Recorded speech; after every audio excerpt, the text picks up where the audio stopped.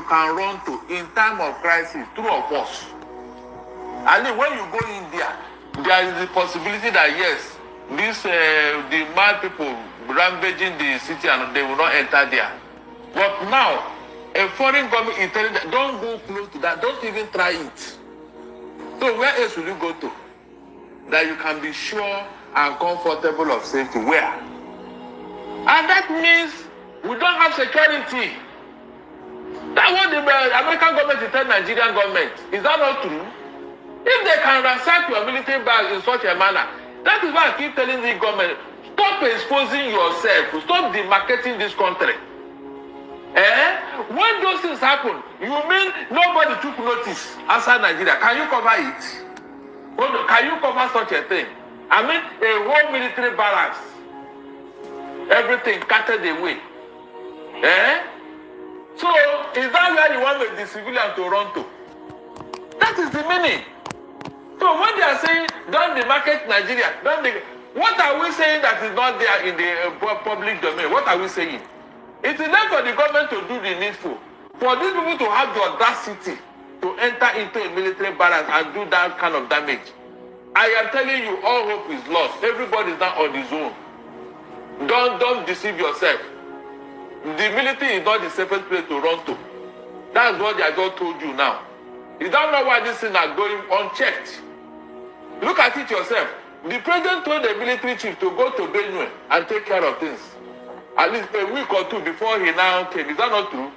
Under the watch of this military chief, the worst damage was done in Benue. Under his watch, under his nose. And when the president came, is there no arrest so far? Have you not made any arrest? And the man was laughing. Moses, the man was laughing. Go and try it with Donald Trump and see whether he will not sack you on the spot. By the way, 22 people have been arrested in Jos for the murder of those people that were traveling to Zaria, from Zaria to Jos for a wedding. 22 people have been arrested. Did you see them? Did you see them? But the question is... yes, I know. Did you see them? But the question is, how come those that attacked Benue have not been arrested? Both the one that attacked Benue and the one that did all this thing now, that Tinubu equally came to apologize. Did you see any of them? We are so you don't believe that people have been arrested?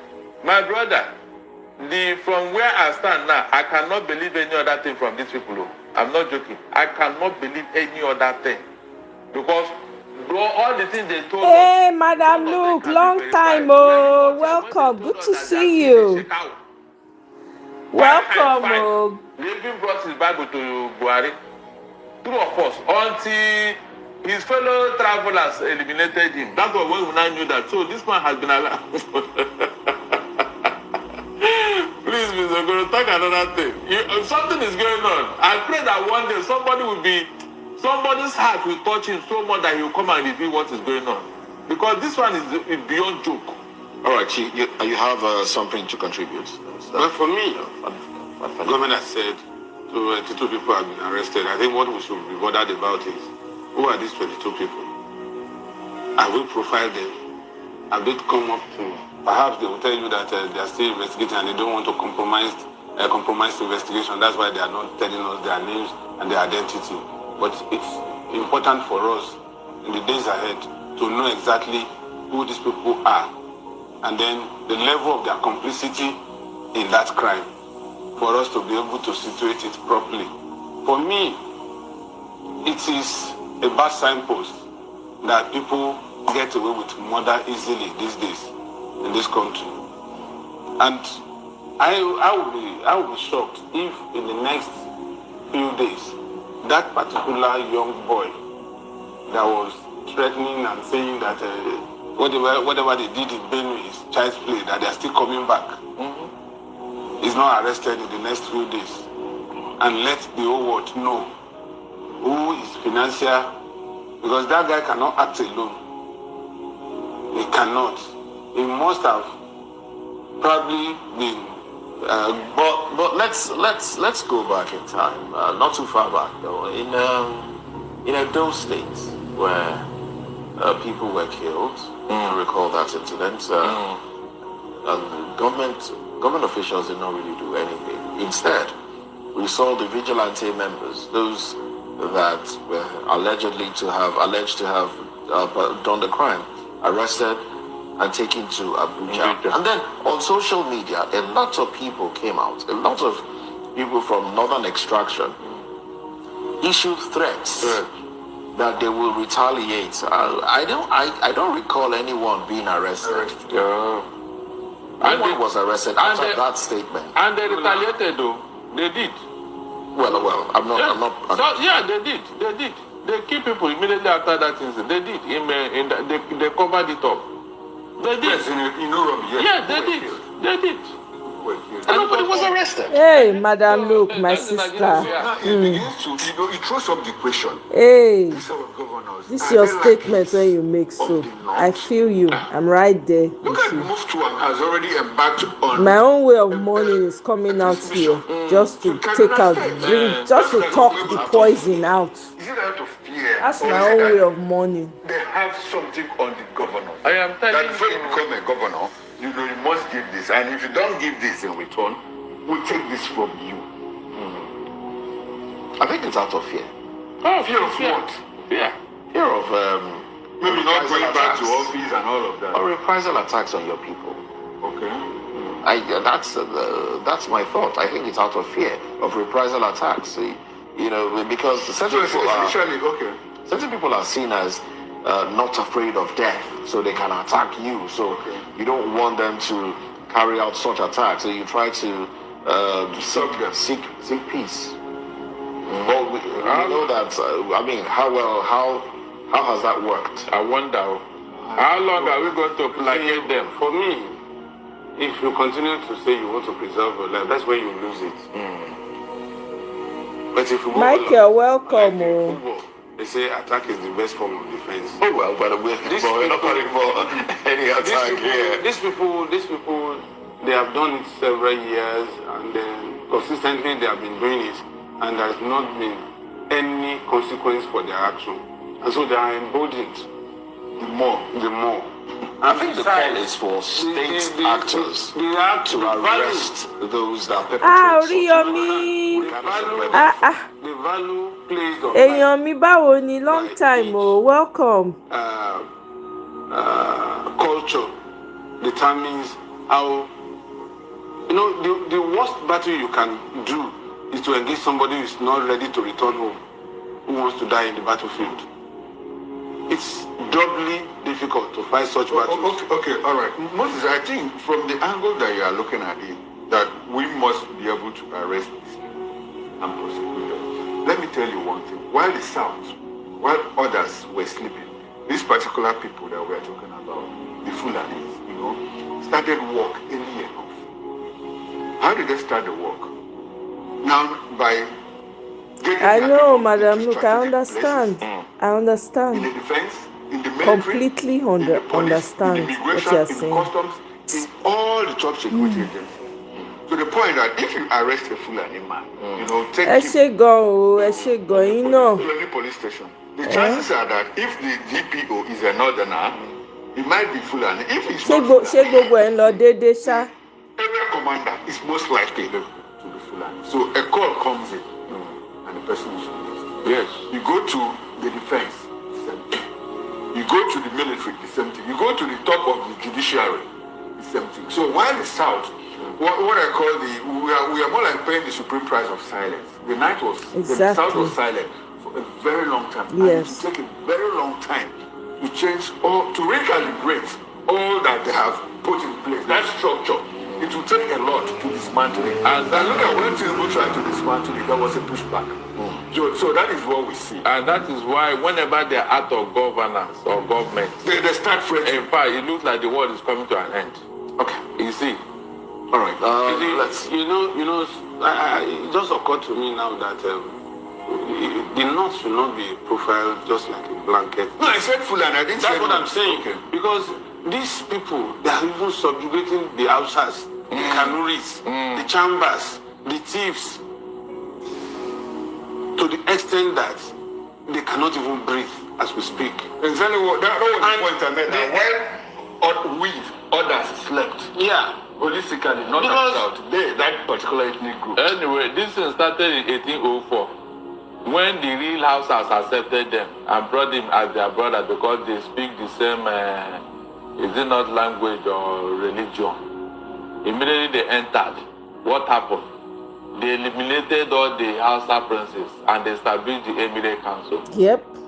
Does it not bother you that anywhere they conquer, the first thing they do, they establish a Emirate Council there and put an emir there?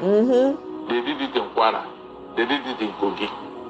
In Kwara, they have 16 local government. Out of that 16, I think 12 are of Yoruba ethnic group. The 4 that is of Hausa Fulani dominate, and that's where the emir come from. Look at the number. Look at the gap, the disparity. Yes, you can't try it. They will always produce an emir in that place. But to go to the topography, that land does not belong to the north. Thank God the land does not move. It was the part of the Great Oyo Empire. They took it by force. All right. Go ahead. Wow, Nigeria, we hail thee. Meanwhile, special shout out to my Kenyan brothers and sisters. I see what you people are doing. I am wishing you good luck. You know, I am hoping that you get Ruto out of office as much as possible. You guys see the protests going on in Kenya? Gen Z flood streets now. See everywhere. Be like say the whole population come outside. I beg, we are still playing in Nigeria. Which I sabi. Now the one when I get power to do so, now me self they do for here. Oh, my people. And I welcome you. You want to get that if today you want to interview 100 or even 1,000 qualified people for this position from Rivers. Welcome, you Mama get it to choose Donko. from. Tinubu Federal is going character, to hell. That's Section where Tinubu is 14.3 going. reflects that. And as he rightly said, we should not, as a Senate, just approve or think that what is being done is not against the Constitution. We are supposed to be guided by more than Constitution. We are supposed to be guided by the conscience. We are the highest decision-making body in this country politically. Please, I beg you in the name of God, because the history will be there. If there is nobody appropriately, if the argument you are giving me now is that you want to get somebody out of Rivers so that the person that will be in charge of this will be unbiased in any way, that is a different thing. But the people should be carried along. Thank you. Going to do well going forward, because I've been to River State almost 40 years ago, and I know the quality of people in River State. I do not see any logical reason why a riverman will not chair this electoral commission. That the committee has reported, I'm okay, but let it be on record that I don't see the necessity of having somebody from another state chairing a local election committee of another state. I saw some. I think there is. I have personally approached the Senate leader as to the propriety or otherwise of bringing in someone from other states to chair a local election body. The Senate leader had time to discuss with me, and he told me initially they also raised this observation, but later on they were brought copies of. Oh, see Kenya. Oh, see people. People be like they be like ants for ground. See sea of people. Everybody fall out. See young Gen Z. God go bless Kenya people. That Mau spirit still dey inside these people. I don't know the kind of spirit when we get for Nigeria.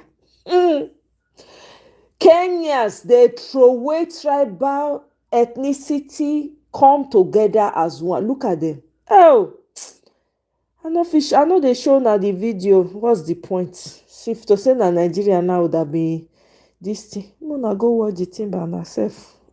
For somewhere.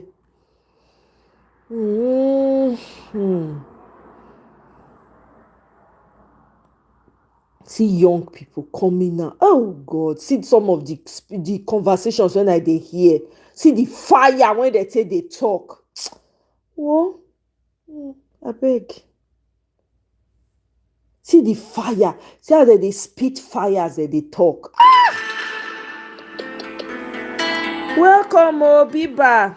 Abi, welcome, SM, welcome. Sambona, are you Kenyan? SM, are you Kenyan? Man, more power to Kenyans, so respect. They are the real giants of Africa, please. Maverick as he I'm can giving them be, respect. says he's not that maverick, even though he's sympathetic to at least some, if not all, the political messages from the opposition, one of which is that the politicians in power, in effect the ruling APC, are running this country into the ground. But where they differ is that Senator Who be Zulu man? SM, Rough. Who be Zulu man? Naruto be Zulu man. Whereas the opposition coalition are attempting to do it from without. But there is no doubt that Senator Ndume's activism continues to, at least peripherally, shape Nigerian politics. Perhaps even... Oh, yeah, Zulu man. Okay. I don't know how to greet in Zulu. Welcome, nice to have you, my Zulu brother. His finger in the eye of the ruling party has many Nigerians enthralled as he continues to police run. Police they hide. I say when the crowd, they get one place where they bust enter. As soon as they see the crowd, police pick race. Hey God. Economic uncertainty. And the former Senate Chief Whip, Senator Ali Ndume, representing Borno South, joins me now in the studio. How utterly nice to see you again. Hi, Charles. Thank you very much indeed for coming in. And I was very worried about you getting No. There's some I told you. serious traffic outside this building. Yeah, well, fortunately, by the time I came in, it has gone down a bit. You waved a magic wand, did you? And I used the back. Use the back channels. The back channels. Like Nigerian politicians usually do, back channels. No, we don't use the back channels, you know. You mean you don't use the back channels? Okay, Charles. But let me start by asking you, from the point of view of the APC, a party that you still belong to, what is your assessment of the opposition coalition that's coming together to challenge the APC and President Tinubu in 2027? Let me say that this coalition that is developing outside the major political party, that is our APC, is, to me, a positive development in democracy. There can be no effective democracy without opposition, which the major supposedly the opposition has failed to provide. That is the PDP, Labour, and other parties. Right. Instead, they are turning the Nigerian democracy into something else. You can see the array of decampment, that means you are telling the public out there that you have no principles. You only need a platform. And even if you need a platform, it should be where your conscience will be with you. But that is not the case. And it is very, very dangerous for democracy itself. If there is no visible, effective opposition, that democracy is under threat of its own. I can see people, as you rightly said recently, politicians, not people. Because I said last time, what I see now is that politicians are decamping while the voters or the people that elect us are not. So you see a ship, as the president said, there is vacancy in the ship. But if you overload that ship, it is likely going to capsize. And if it capsizes, you lose everybody. So potentially it could be and that is what a I big fear. challenge for the APC. It's a big challenge. When you open your ship, if it is, even if it is a trailer that has 4 tires, talk less of ship. If you keep overloading the ship because others are desperate, more especially because most of them are not coming based on principles. But I know that many of them are jumping ship because of this indirect. I'm telling you, Madam Luke. I'm telling you, it really does look like AI. Hey God, no, I doff my hat for Kenyan people. So basically, Kenya Gen Z, no. What my conscience tells me at this age, Kenya, I welcome. have to do that. And Between Kenyan protesters and Tayo, I know did a video on Burkina Faso. Yeah, we are a defeated people. It's better to tell us ourselves the truth. Absolutely, including me. Yes, absolutely. Some would argue, because I mean, you didn't Nowhere is it normal what's going on in Nigeria. It is not normal. I'm sorry. We are a defeated people. When we just accept the truth. yeah, I was part of the. Okay, that's another thing. So Welcome, you Natu. then carpet crossed yourself from one party to the other. No, that was not it. We were the founding members of APC. No, I understand that, but you came from another party. Yes, from. But your party then merged into the APC. Our party, APC, ANPP then. Right. But that time I was in PDP. Yeah, you were in PDP before you went to ANP. Yes. And then you went into APC. Yes. No. I was in ANPP. And then it merged with the... I went to PDP on sabbatical, what I would call. I like that. What does sabbatical mean? That means... in terms of your political sort of movement. Because I was virtually forced out. That time I was in the House of Rep. You mean forced out of the ANPP? Yes. Right. Then I went to, and PDP opened their arms and received me 100 days before election. But that's what the APC is doing with these defectors. Why are you different from the people who are defecting now? I'm not saying I'm different. Right. Okay. I'm already in, and I'm not saying they should not come in. Because, I mean, the point, some would say that the reason you're sticking with the APC, which is what happens with a lot of Nigerian politicians, which is why you're not seeing politicians leaving the APC, but people coming into it, is because the APC is in power. No. If it wasn't in power, No. a lot of you might have moved on. No. All my life, politically, I have been in the opposition. And in fact, that is why you see me, my disposition is more... The PDP wasn't in the opposition when you went in. Yeah, but I was playing opposition role in PDP. Yes, go and check my records. I went to prison during PDP. No, I do understand, because I remember you from that period. Yeah. I mean, I understand that you've been consistent. On speaking my mind. Yeah. When I see any...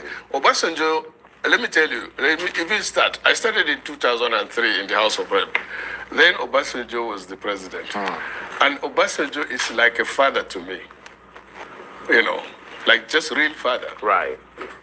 I grew up with some of his children in Port Harcourt when he was our GOC. But I was one of the frontliners against that time. I stand for that. So he had you in his sights then, as a result?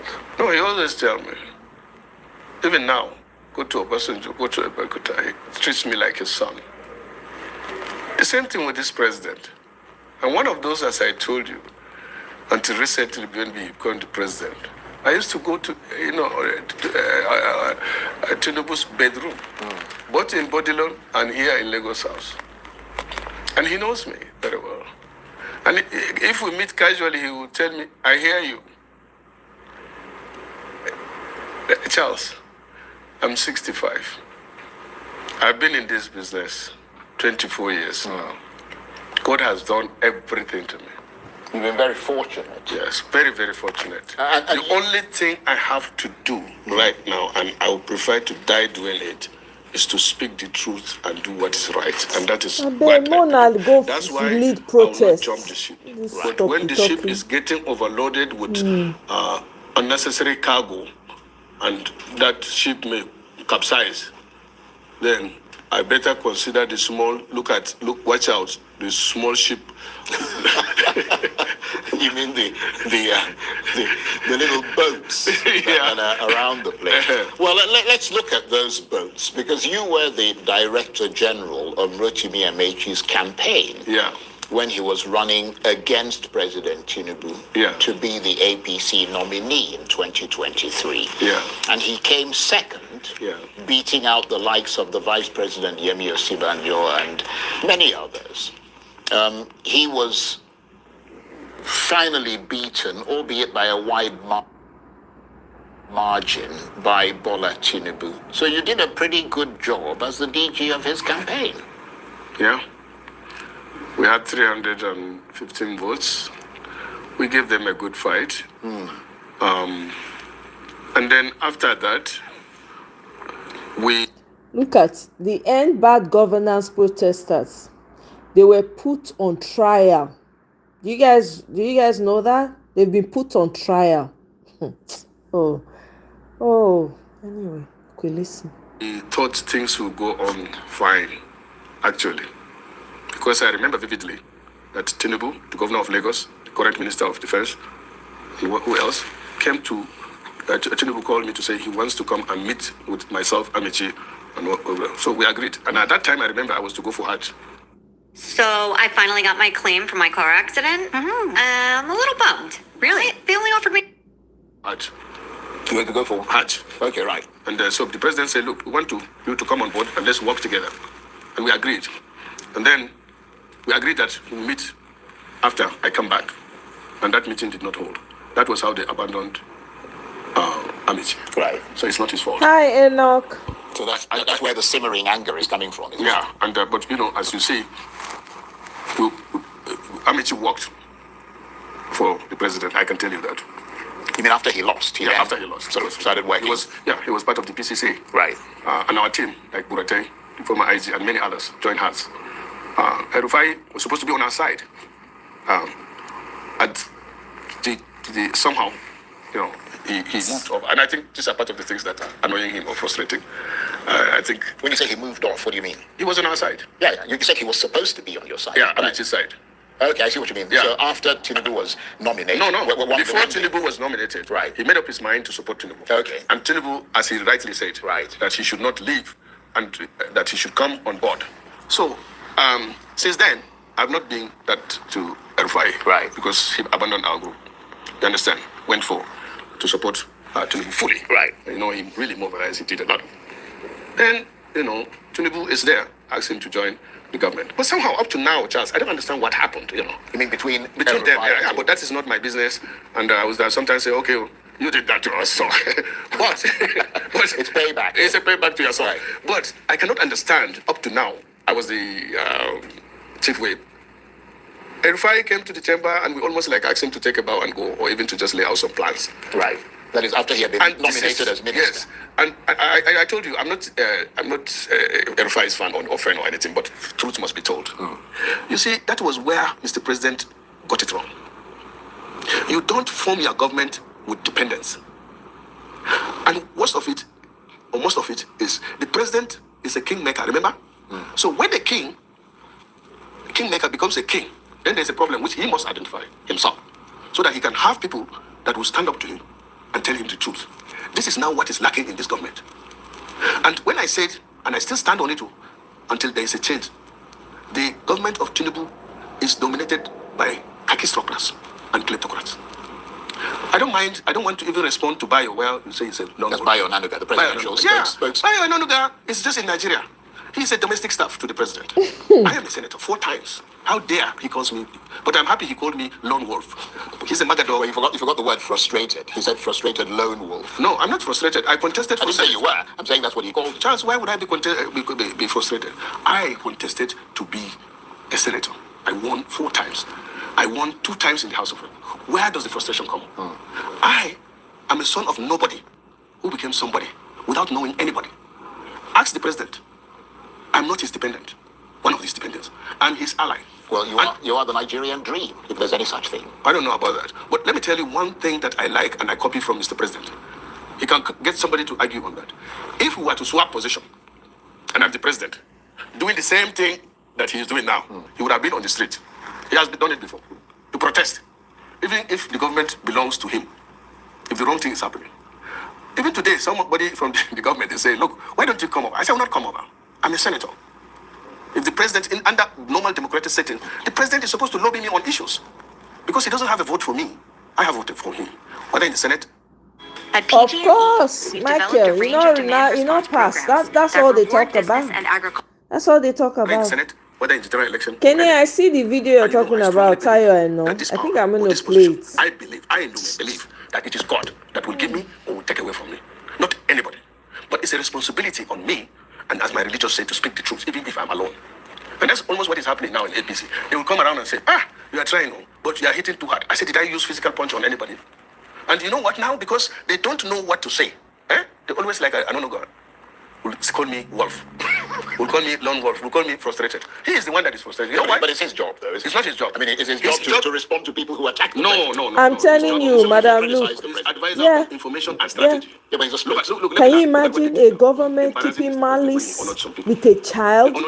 They honored a living man posthumously. Natinubu, the 9 yeah. When I say they are taking crossers there, they are denying it, but we know. Commission and stupidity. It was embarrassing on Mr. President. If I was the president, whoever is responsible for that, I will fire him and get somebody that knows the job. Well, let me move to, because we were talking about Rotimi Amechi, for example, who's now a member of the opposition coalition. Yeah. And we're talking about the And fact, he's also a member of APC. Yeah, he is. I mean, many of them are still in their parties. Yeah, they're still in their parties. But are you a member of that opposition coalition? Because I know that, at least I understand, that he and some of the other opposition figures are trying to convince you to cross over to that opposition coalition. I mean, as long in the next, going forward, I will keep on speaking out and hoping that Mr. President. No, what I'm saying is that, are you in this opposition? I'm aware of the. Well, you've gone to their meetings, have you? Yes, I went to several meetings. Right. I attend the meetings. So, in a sense, you are a member of the opposition coalition. No, there's no opposition. You remain in the. No, not now. That is not to say so. When I want to take a decision to do something, I will not, I will not hide it from you. Yeah. I still believe that this president can fix these things. But have they? No, wait. Let me tell you. Failure to fix those things might cause you to move. Yes. So I will not have that because it will sink. Right. But have they been making the overloaded ship will sink? Have they been making overtures to you? Yeah. To try and get you to come over. And I told them no. You see, they said I don't want to jump from frying pan to fire. What's the fire then? I don't know yet. I have to make sure. But I mean, they're starting a new party. At least they haven't registered it yet. Let me tell you, I'm a loyal person. My loyalty and this thing politically, it is the truth. I have my reason for being loyal to Amechi. Right.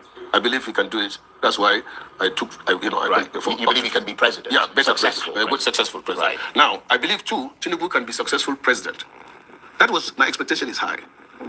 But if he continues this way, then let me tell you, Charles, that's whether you load all other people or all other governors, you are just endangering the APC by pushing it towards capsization capsizing level. When you overload a ship, it might keel over. Everybody. Yeah, but I mean, beyond the APC, you've also been, as you said, in the National Assembly for a very long time. Yeah. How do you assess the democratic evolution of that assembly? Do you think it's become more or less democratic as time has gone by? It has become less democratic. Let me say it's very unfortunate. If you look at what the Senate or the National Assembly historically is built, Senate is supposed to be a house, particularly Senate is supposed to be a house of deliberation, where people will deliberate on policies of government, actions of government, spendings of government. That we are not doing now. We are more of an approving institutions, just giving necessary, unnecessary support to the executive. That division of executive, legislature, and judiciary is no longer there. Government have to some extent now been personalized and privatized. We ran a promotion cutting the price of Mint Unlimited in half, and it was so popular, we're doing it again. I can tell you that I, as a senator, is not quite even abreast of what is going on. We are supposed to deliberate. I told you yesterday when we spoke, Kobe Booker broke the record. Cory Booker. Yeah. The American. He spoke against Donald Trump's policy for 25 hours, 4 minutes. And at one point, he was even abusing Trump. If I dare do that in National Assembly here, the Army Fire Brigade, everybody will be waiting for me at the gate. Yeah, but let me ask you an important thing before we run out of time, because a big issue that has come up is the issue of security in this country. Recently, your state is Borno State, which has been in the sights of Boko Haram and other sort of militant organizations for quite some time. We also know, and I want you to kind of connect the dots for us because you're very good at doing that. Moving beyond Borno State, which borders a lot of other West African states, and we know, for example, that in the neighborhood. President Tinubu has handed over the leadership of the ECOWAS bloc to Sierra Leone. But in the context of insecurity in your state and what is going on in West Africa and all the rest of it, what condition has he left the subcontinent for his successor? Honestly, that is an area where if I had opportunity, and the president lost it when he was the chairman, Nigeria naturally. The chairman of ECOWAS? Yes. Right. The leader. And then there was this trial of what happened in Niger, Burkina Faso, and it was not well handled. And that too, I don't blame it on him. But because the president has been cocooned, and those that would help would not necessarily push themselves. He is supposed to, Buhari is there, he's in Daura, Babangida is there, Obasanjo is there, Abdul Salam is there, Gawan is there, all of them are respected former presidents that would have resolved those issues, that would have even avoided this, their exit from ECOWAS. It has done a blow. In fact, historically now, it will go down that it was during his chairmanship that this thing happened. But what are the implications for security? You can see now we are bearing the brunt.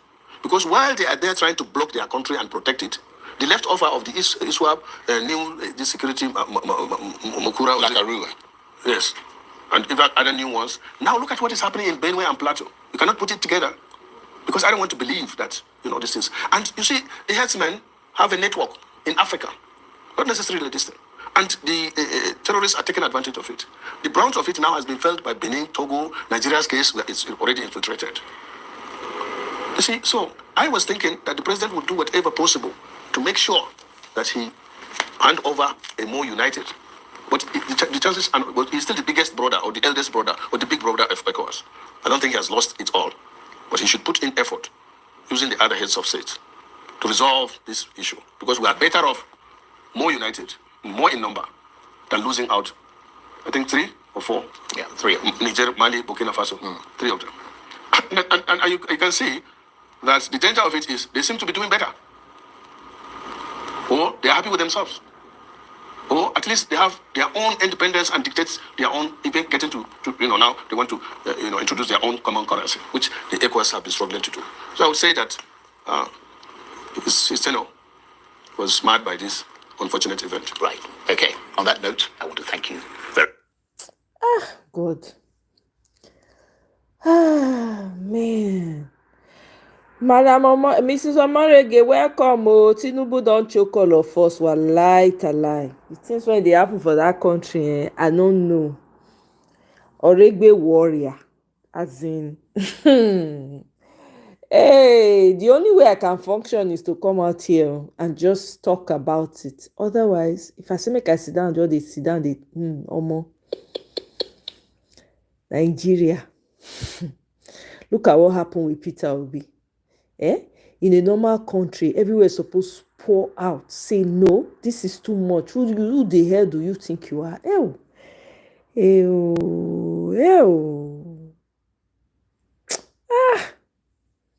It pain me. I don't feel like, I don't know. It's painful. It's very painful. It's sad. It's really sad. It's sad to watch everything that is happening in Nigeria. I know lie to now. More watch the man when go investigate the Ibrahim Traore. I beg, make we are happy for other people when they get them right. 2 weeks after young officers ousted Burkina Faso's transitional president, Captain Ibrahim Traore was sworn in as president. Burkina Faso and its president has been in the news for some time now. The news calls the country unstable, outsiders are calling it unsafe, and there has been so much conflicting news online that nobody knows what to believe about the country.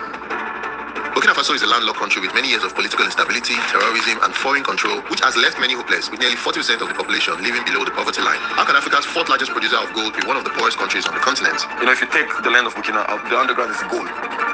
At the center of it all is a 36-year-old soldier named Ibrahim Traore, who rose to power in 2022, right in the midst of the storm. Since then, many have come to see him not just as a revolutionary, but as somebody worth protecting, even with their lives. If someone came here and is not a good person around this area of our president, we know the person. To some, he's a rebel with a gun, and to others, is the second coming of Sankara. Whatever you choose to believe, he's gotten the full attention of the continent, and now he has mine too. Ibrahim Traore don't take the president's salary. Really? Yes. Ibrahim Traore is captain. He only take captain salary.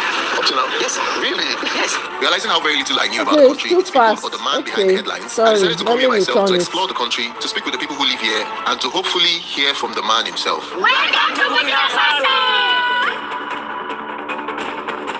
This was my first time in Burkina Faso, and like many African countries I visited, I didn't know what to expect, so I stepped out into the city to feel the energy for myself. This is both a dashcam and an intelligent anti-theft system. Like many African countries I visited, I didn't know what to expect, so I stepped out into the city to feel the energy for myself. What surprised me as I started to explore the city was the way people moved around. It was far from what I would typically expect from a country under military rule, and it didn't feel like this country was in crisis. One of the fascinating things I've also seen so far being here is that you see like even women riding motorcycles. Yes. C'est le minimum pour un Burkinabé de savoir rouler en moto. En fait, ici, il y a lorsque tu as le certificat, tu as d'abord un vélo. Tu vas à l'école avec et tout. Et en ce moment-là, tu apprends à rouler en fait à moto jusqu'à ce que tu en aies marre, quoi.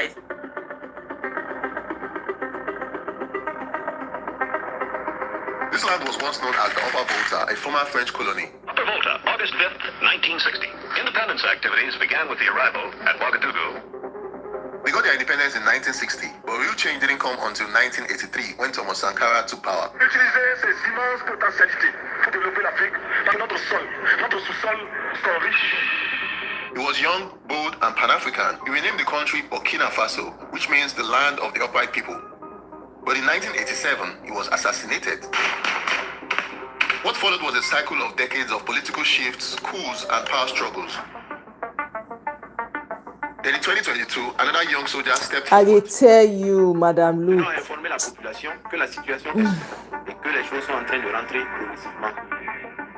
Captain Ibrahim Traore has been declared the new head of the West African country. He took power at 34, making him Africa's youngest head of state, and his biggest promise was not to please the West, but to do right by his people. The thing is, Ibrahim Traore is a leader. He is not trying to give you an order. He shows you the way. Et c'est grâce au capitaine Ibrahim Traore qui fait que le Burkina Faso reste encore vivant. Parce que si Ibrahim Traore n'était pas venu, aujourd'hui on ne parlerait pas du Burkina Faso. When Traore came into power, he expelled French troops, suspended foreign media like France 24, restricted foreign NGOs, aligned more closely with Russia and neighboring anti-Western states, and made it clear that in the new Burkina Faso, even foreigners, including white people, will be subject to the same laws as everyone else. The French airlines were landing in Burkina, and they've put our country on riot. That was chasing actually investors out of the country. So Ibrahim said, okay, no problem. Your companies that is here are here. For example, let's say French airline. So you're not allowed to land in Burkina anymore.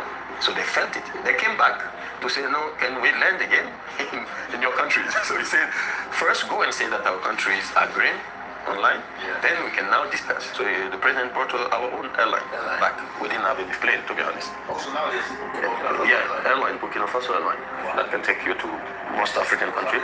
When it will get bigger, we'll go everywhere.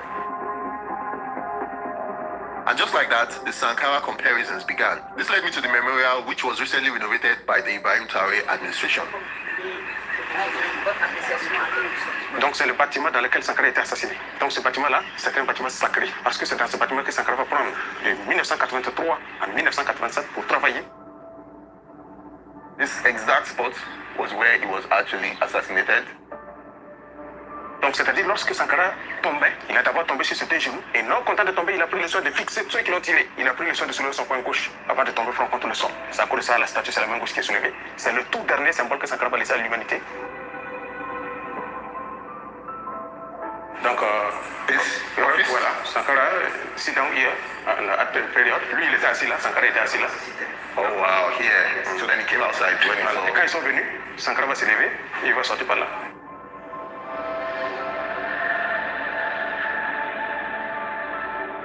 C'est la jeep militaire de Thomas Sankara. Il faut dire que c'était à l'époque, lui, c'est dans ça il montait et il tournait dans la ville d'Ouagadougou.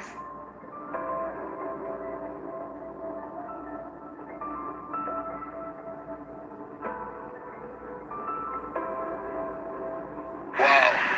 Guys, check out the statue, man. This is a hero. This is really high.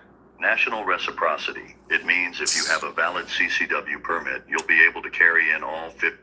Check out the statue, man. This is a hero. This is really high up, though. Utiliser ces immenses potentialités pour développer l'Afrique, parce que notre sous-sol sont riches.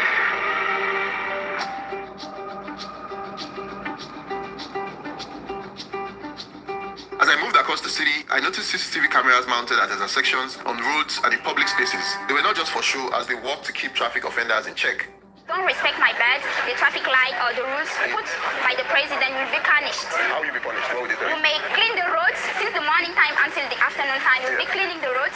You'll be gathering the garbage, something like that. Tout le monde a peur de faire en fait une bêtise. Donc tu prends des précautions pour éviter de faire des bêtises.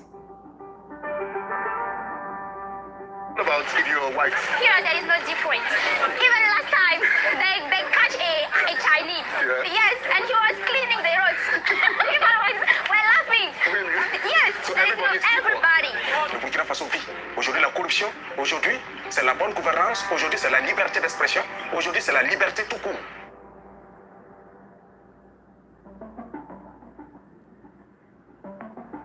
As we were just driving past, we saw these guys walking. They're filling up the potholes. And this is one of the initiatives of the government. Qu'on peut dire, c'est par le passé, c'était des activités qui étaient menées par des entreprises. Maintenant, avec la venue de Ibrahim Traoré, il a voulu que ces petits travaux-là, ça soit fait par l'administration elle-même. Most of the roads here used to be untarred, but now they have been tarred, and the ones that are not tarred or that have some issues, they are repairing them. There are still some roads inside that are not tarred yet, but I'm guessing it's a gradual process as always.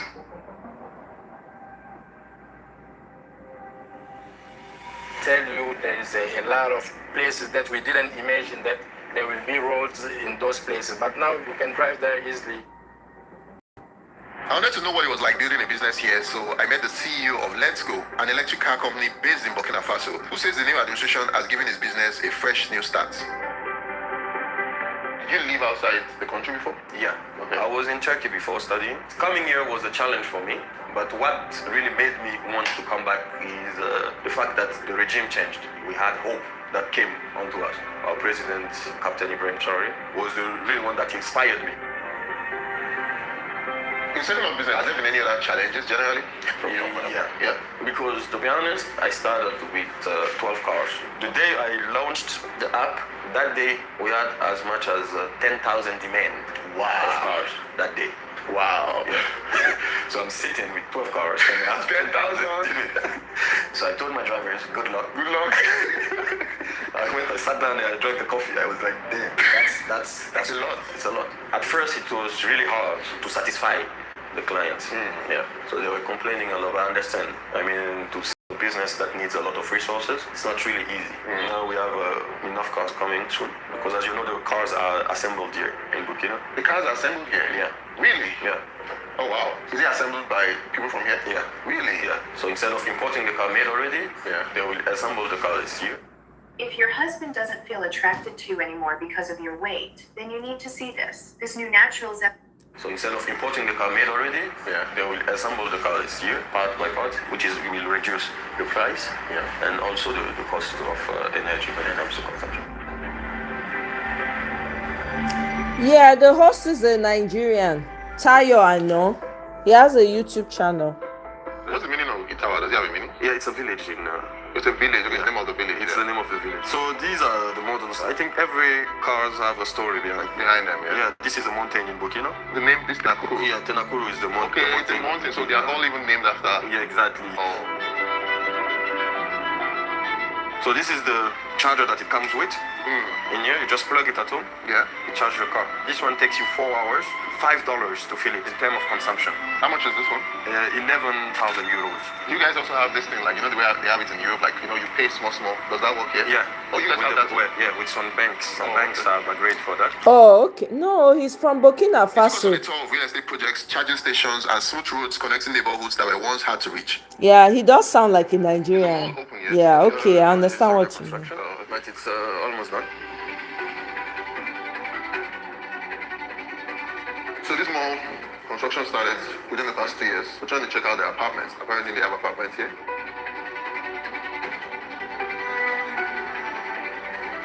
Yeah, I'll come and buy one of this one. What do you guys think? Pick one. So they furnished it as well? Ooh, this is nice. He's a Nigerian, Team Learning Hub. The owner of the car company. No, that's the host. The host name is Tayo. We know Tayo. Tayo, I know. The YouTuber, yes. No, we're talking about the owner of the car company. He sounds a bit Nigerian. Exactly. Oh, wow, you guys have that here. Okay. Yeah. What about Airbnb? How much is it per night here? $120. So you're gonna stay here per night? $120. Yeah. This is looking fancy. So, This looks fancy. okay, this is the living room. Ooh, okay. So this is how many bedroom? 4. Wow, this apartment looks really beautiful. An apartment like this in this area. Madam, look, I am right there with you. Wallahi. I wait for my this thing to come out. Cause I apply for their pali. When they come out, they bounce. So I go check the place out. Make us see. Oh, I beg you. Are there opportunities for businesses here generally? And how easy is it for foreigners from Africa to do businesses here? Good question. Not hard, for example, to set up a business here. And how lucrative it is, I would say it depends on what you invest in. You need to fill a hole. You need to actually solve a problem. Right. And there's many problems left by the previous powers. So if you want to invest in a country like Burkina, was also good politics about agriculture. Awesome. I would advise you to invest in agriculture. Okay.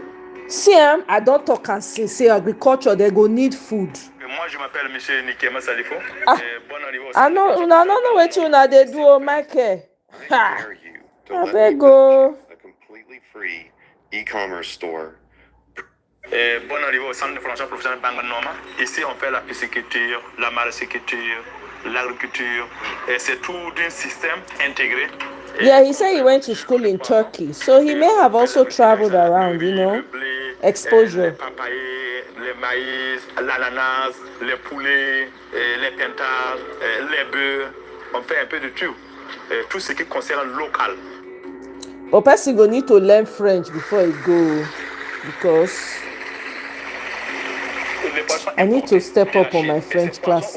Wallahi. Les gens en consomment beaucoup. Et le problème qui est là aujourd'hui, c'est avec des hormones qui transforment et c'est pas bon pour la santé. Et c'est beaucoup de millions, de milliards que le Burkina Faso dépense chaque année pour importer le poisson. Et maintenant ici, ceux qui sont là, qui produisent ça, ce sont des déplacés internes. Ça veut dire quand ils sont là, ils produisent, ils gagnent leur vie. Voilà, c'est avec cette solution, on crée de la richesse, on crée de l'emploi et surtout, on fait bien manger bio et sain. So as you see, the students, these are actually people that come from like kind of refugees. Oh wow! That are coming from all these unstable places in Burkina. So after a year, they will be going to the army. Some of them come here to learn about agriculture. Exactly, Tim. I was very good in French in my secondary school. I still understand the language a little bit. I just need to brush up. Wow. So when they finish, some of them wants to go themselves to the army. What about the other ones? Are there any ones that maybe they're going to set up farms for and then they can keep farming? Yes, it's a choice, but most of them also have the pain, the grudge out of like what happened to their families. Yeah, to their families and stuff. So yeah. I know, right, Madam? Look, that's a good idea too. I wanted to see for myself how this new regime was shaping the lives of young people, and there was no better place to feel that impact than on a university campus. However, before we proceed, here's a quick message from our sponsor. If you're a traveler like me, you know that whenever you travel to a new country, your SIM card stops. That tells me a fake SIM. Well, that's something like this. And click activate, and if of any plan. Plan was not like that. Now we can say Burkina Faso is going forward. Right now at the university, we got many opportunities like the Wi-Fi. Oh, you have Wi-Fi? Yeah, we have Wi-Fi. You didn't have Wi-Fi before? No. Wow. Here is the university restaurant. In the past, we used to say the queue. Here, here is full of people, they want to eat. But now, when you say even there, the food is ameliorated. You mean the food is better? Yeah, it's better. It's more better than the past. With 100, you can have food. But outside the university, at least 500. Even if you don't have money, there are some ways you can try to go. And after, if you can get money to pay the fees. You mean like they have like loans? Yeah. They can give student loans? Yes, they can give for your education. You can pay yes, back. Oh wow. Yeah. Before I came, they said there was like, like it's dangerous to come here. Like there's war, this one, that one. This is what other people think. Like Burkina Faso is different. When you come here, you see that different reality. Really, we are very happy here. We don't choose the situation that we are living right now. We don't choose it. This is an imposed situation, but we try to live it out. So does it make me a hypocrite if I tell most of my clients they should avoid selling low-ticket offers even though they've... It's an imposed situation, but we try to leave it out. We said adversity will come, but we need to. That's true, Madam Luke. You're actually right about that. In most African countries at the moment, when young students are going to school, when they graduate, their first plan is they want to leave Africa and maybe go to Europe. He said, "Oh, Tim, that's a better prayer." Oh. I say, said to that. Or they don't want to stay in Burkina Faso. Yeah, of course. Many people in Burkina Faso, they are thinking that in other country they can have what they cannot have here. But let me tell you, it's a lie. The white people, when they came here, they used to lie. They used to turn our mind. They used to say, no, in Africa you cannot get, but it's a lie. Here we can get everything. They came here and they take our resources, and they go there, they transform it. For example, when you see in our neighbor, Ivory Coast, for example, the cocoa of Ivory Coast, the white people take it and they go back to chocolate, but they don't know the chocolate. It's your cocoa. Yeah, it's our cocoa. The same people we are working there is the younger people who live here for the day. Parce que je me sens bien ici. Aller à l'extérieur et puis aller souffrir là-bas, c'est pas pour moi en fait. J'ai développé quelque chose, je donne un plus à mon pays et je suis à l'aise, mes parents sont à côté. Si j'avais souffert avec maman, je peux aller pleurer rapidement. J'ai pas besoin d'appeler en FaceTime ou bien en WhatsApp. J'ai tout ici, pourquoi je vais aller voir ailleurs en fait. Yeah, Ross, so you know the website to go, Madam Luke. They get website when they say they do this thing. What are some of the challenges you face? You know, it is not easy, like everywhere. Dr. Chimbora, now she did part of that. The challenge, the sun. You notice it, right? Yeah, bro. I'm sweating this morning, man. Today is 40 Yeah. Celsius. Yeah. The sun is hard, really hard. So if I stay here for like 2 weeks now, we don't have oil. As Nigeria has oil, we don't have oil, we don't have the sea, we have many things, but we have the sun in abundance. Yeah, research and you go find them. Very good information. You know, and you know, deal. We have maybe 3 months of rain. They get so many people when they apply, they backlogged. There is actually a factory that does solar panels. Oh, really? In Burkina, but not in the city. No, that's not really far. Oh, wow. Okay. Yeah. The difficulties can come to be like an advantage for us. I think it's true. I like that. Yeah. To be able to purchase a solar panels outside of Burkina, you need to buy everything that is made here. So that makes sense. Yeah. So once it's finished, then you can buy. So that way the money stays in the country. Exactly. In terms. I'm telling you, Tim. These are some very amazing initiatives. Exactly. It's a big part of Burkina Faso that I've noticed is everybody here knows how to ride a bike. Male, female, young, old, they're all riding bicycles. And I think it reminds me of how they live in Amsterdam. Amsterdam is a city that has more bicycles than human beings itself. So that's the vibe I'm getting from here. Because if it's not a bicycle, it's a motorbike. The bikes are not even secured or locked with anything. People just park their bikes. And you're probably going to meet it when they come back. See bikes everywhere. If you don't park your bicycle or your motorbike in the parking, you will lose it. You will lose it? Yes. Somebody will just take it? Yes, take it and go. But now that it's here, how do people know which bike is for who? They have tickets. If I notice on the bike and bicycles, you have numbers. So if you want to take your bicycle, you have to show the ticket. So that's the system. Yes, it is a sort of control. We are on the way to Mamsang's place. Mamsang. What's Mamsang? Mamsang is a contraction of the name Mama Sankara. Mama Sankara. Yes. Interesting.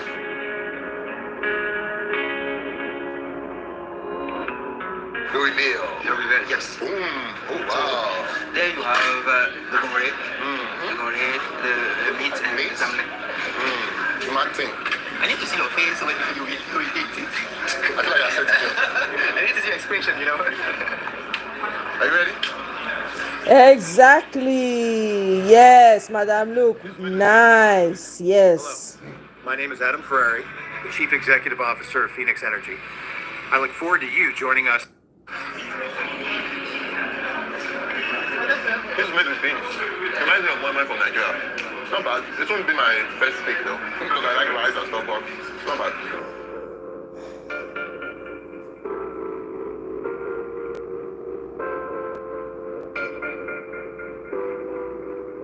Bienvenue à Das Air. Nous utilisons de la matière locale burkinabé surtout. Beurre de qualité, beurre de coco, l'huile de moringa, l'huile de coco également, mais qui est utilisée beaucoup dans l'entretien des cheveux afro. How easy is it to start a business in Burkina Faso? Si tu as l'argent, c'est beaucoup plus facile. Mais il faut avoir l'idée également. Les deux vont ensemble. Tu as l'argent, c'est vrai, mais si tu n'as pas la bonne idée, ça ne va pas marcher. There's no government stopping you or anything like that. Oh, okay. Au contraire, le gouvernement même vous aide, surtout les petites entreprises. Oh, wow. Did you hear that? Que ce soit au niveau des impôts ou que ce soit Oh au my niveau des financements goodness. pour vous aider à créer un projet. Au contraire, même, ils sont là même pour vous aider en fait. One thing I also wanted to know, in Africa, one of the problems we also have is speed of setting up a business. Did you have that problem? Not the speed, because the president mentioned that he doesn't want that long process to establish any business. You come open your company. If it's valid, you start working. How long? How many Wow. days? Une semaine. Si tu as l'argent. You can open a business in 1 week.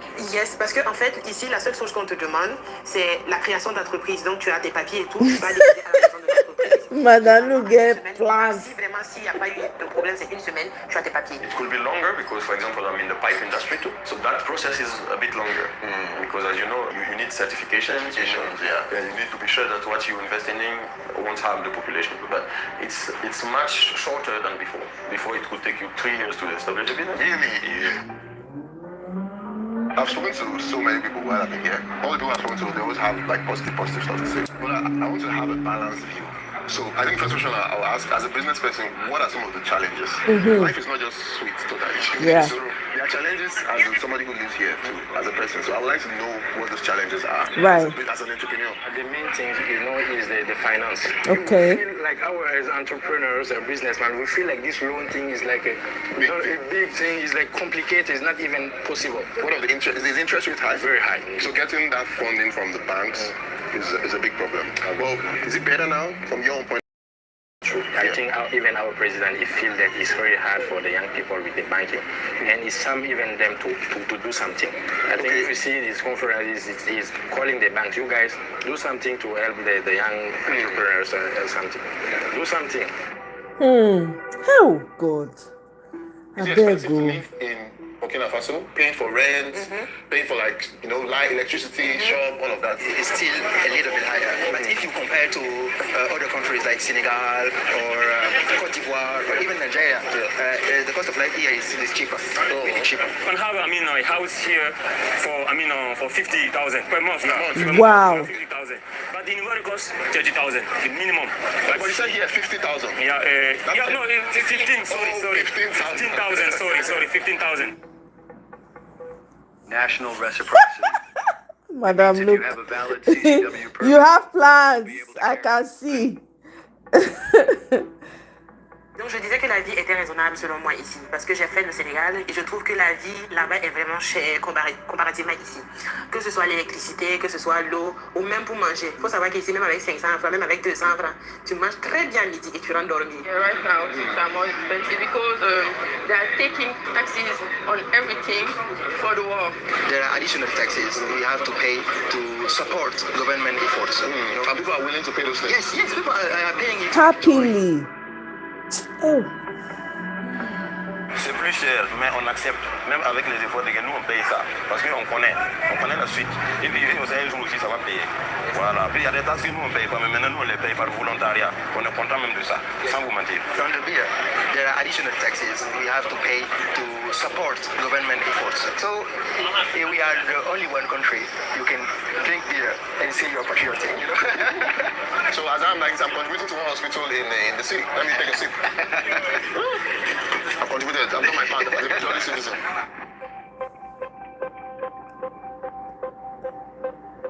Runa ton bo meme no patari moni patari di bengi tinani ka ton la tam de tianga na develop modern ninga ya ton moto wa develop de ton tianga ki te ton pa ni bilbi de vendite ya jardina sa ya kobo ya wulro mam ya man wunda me man koda me la man patini di man wulro ne man koda an na fa man so mai la runa mo awani ko pleda ni mbe ibrahim wani ko ti me ti tu naftono nakata mami la nata Bam. Madam, look, bam.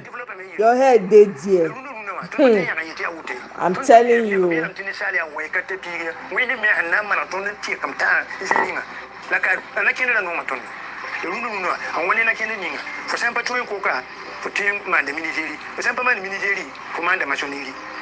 Wow.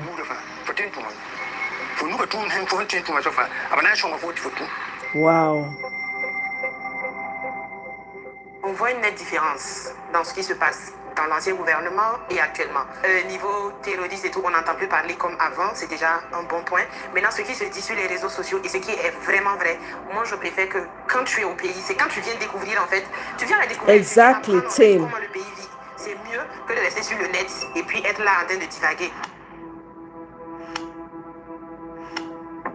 On social media, there's a lot of like. I'm telling you, Madam Luko, seriously. The social media is not allowed here. That people are not free to express themselves. How true is that? Man, that's totally that's the first thing, man. Yeah. I have my Instagram, my Facebook. I can post whatever I want. I mean, everything is. We have free speech here. It's good, like people like you are coming. The courage to come first to see Yes. what you are hearing. And you know, nowadays with TikTok and everything, if they want to just set something false, it's easy. 1 minute, just go to the laptop of Burkina Faso.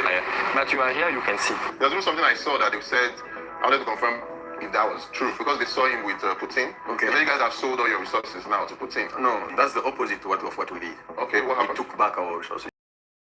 Companies that was owning our gold mines. Yeah. So when he came, he revised all the things because we were getting only 10 to 20% out of our own Resources, really? because we didn't have the material to actually take it out. Take it out. But now we purchased the material and we took it back. So we sell at the price that we want abroad. Oh, I mean, yeah. Russia offered us a transfer of technology and brain information, knowledge. Yeah. So that's what the president asked about. Wow. He said, we won't ask you for help or anything. We want what you have in your head. If you can Yes. help us develop ourselves, it's okay. We're Wow. not asking for nothing. If we want something from you, we will buy it. So we have things here that they need. We have cotton. Cotton also, we have like one of the biggest producers in Africa. Of cotton? Cotton, yeah. Oh, wow. So they buy our cotton, we buy our stuff as well. And you guys are the ones deciding your prices now, not Yeah. Hell. Hi, Mr. Wonderful Hero. When I choose to invest in the company, it's because I see the potential for growth. Yeah. On our way back, my guide mentioned something to me that I found truly shocking. At the roundabout not far from the presidential villa, people were lying on the bare ground. They were not homeless or stranded. They were there by choice, forming a human shield around the president's office.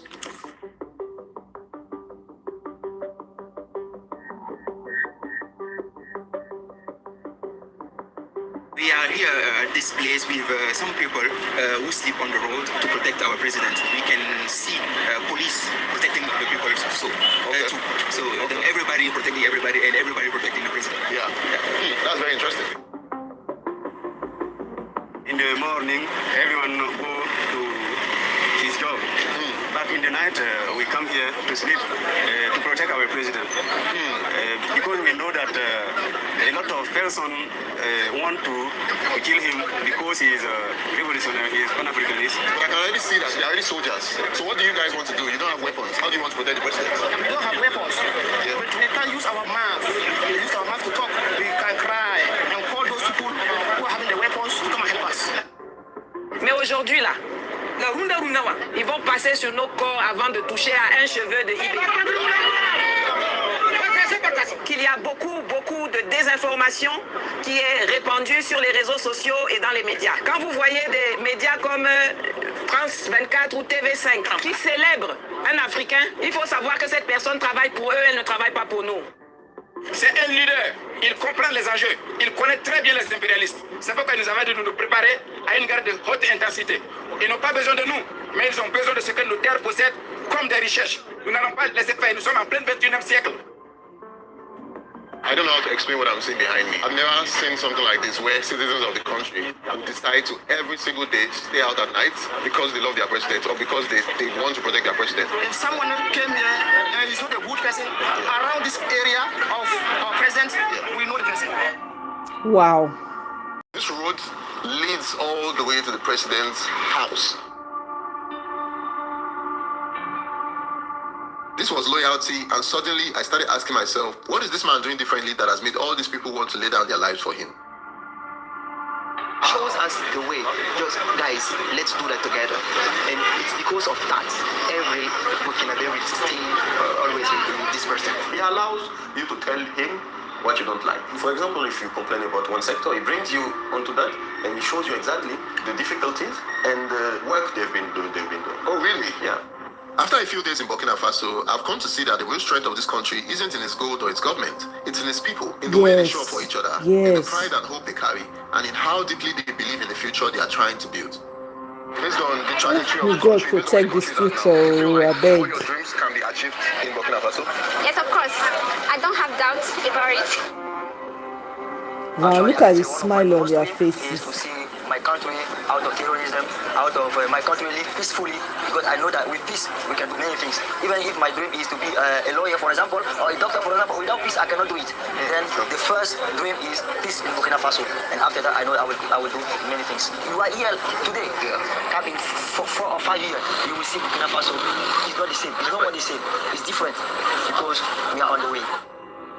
Throughout my years of traveling, I've never visited a country with such unanimous support for its leader. Although everyone still faces challenges, the main consensus was that there was hope, and everyone could see the work being done. Mais aujourd'hui, non plus autour de ce pays, aujourd'hui, croient à cette genre de business.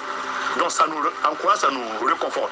Donc sur ce, et vous voyez qu'ils sont en train même de passer dans toutes les régions pour former la jeunesse et les faire installer à eux-mêmes. Burkina Faso and its president serve as a beacon for change by building a country that uses its resources for the betterment of its people.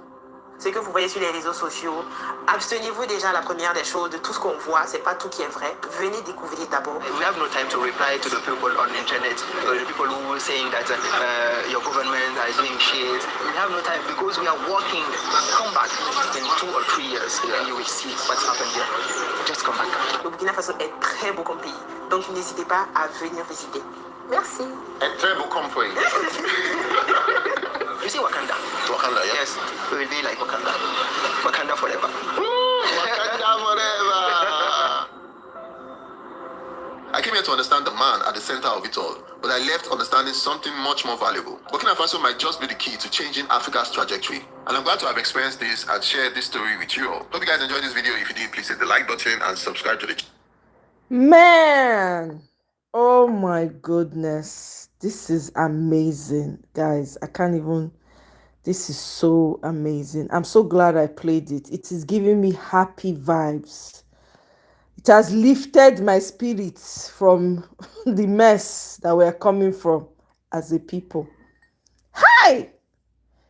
Man, see country now. Check 'em. Check 'em now. Check 'em. Oh! Okay.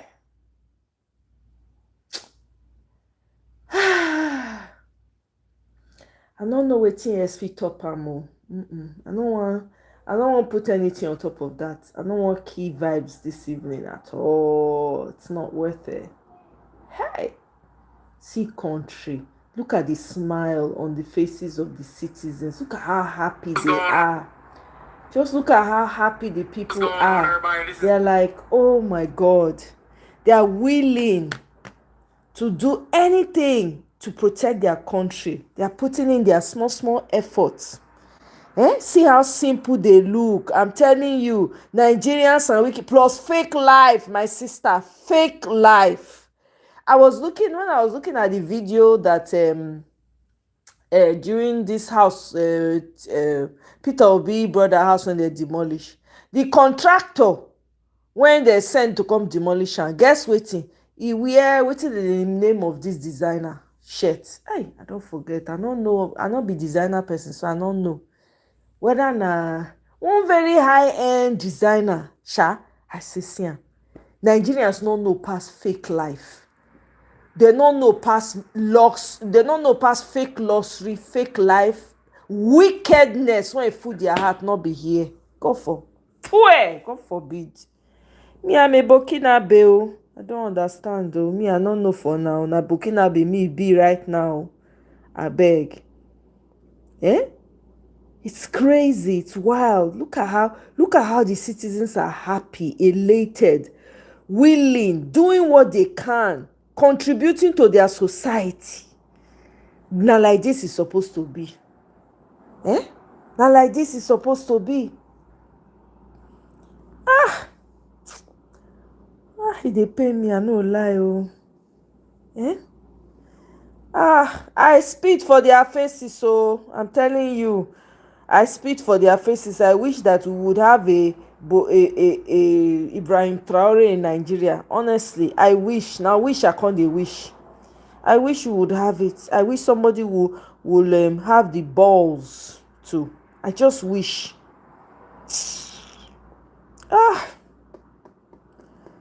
They go wear wetin they no fit pro. I'm telling you now, they like designer. I never see people when like designer reach Nigerians. I never see. Now, so if they see you for the first time, they don't know you, they go they size you up. They go first see whether you fair reach for them to. I don't understand the mindset. Though they size you up.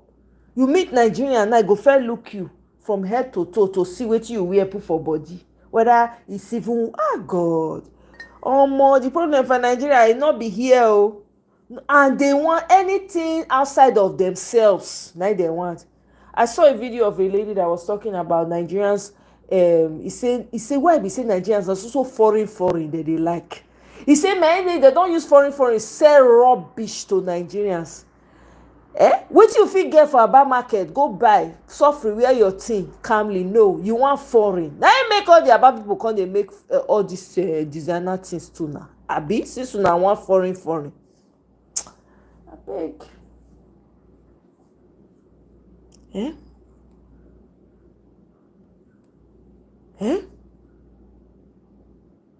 The people are not ready, they are not serious with their lives. They catch cruise.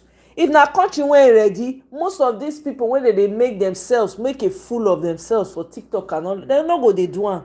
Everybody go dey in a very pensive mood. Everybody go dey think of their lives. No, they are busy doing you see musician come out, I'm the biggest artist in Nigeria, I want Golden Globe. You dey struggle to win another country own award. I don't understand. The mindset is so messed up. They don't trust, they don't believe in themselves, they don't love themselves, they only see what is outside of themselves, they only value what's outside of themselves. I've never seen anything like that. It's such an irritating thing. When I sometimes sit down and I observe Nigerians, I'm like, oh my goodness, who raised these people?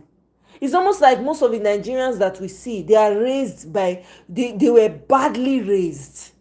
They like born from homes that there's no love. Like homes, so we say they just born them, abandon them. God, I beg you.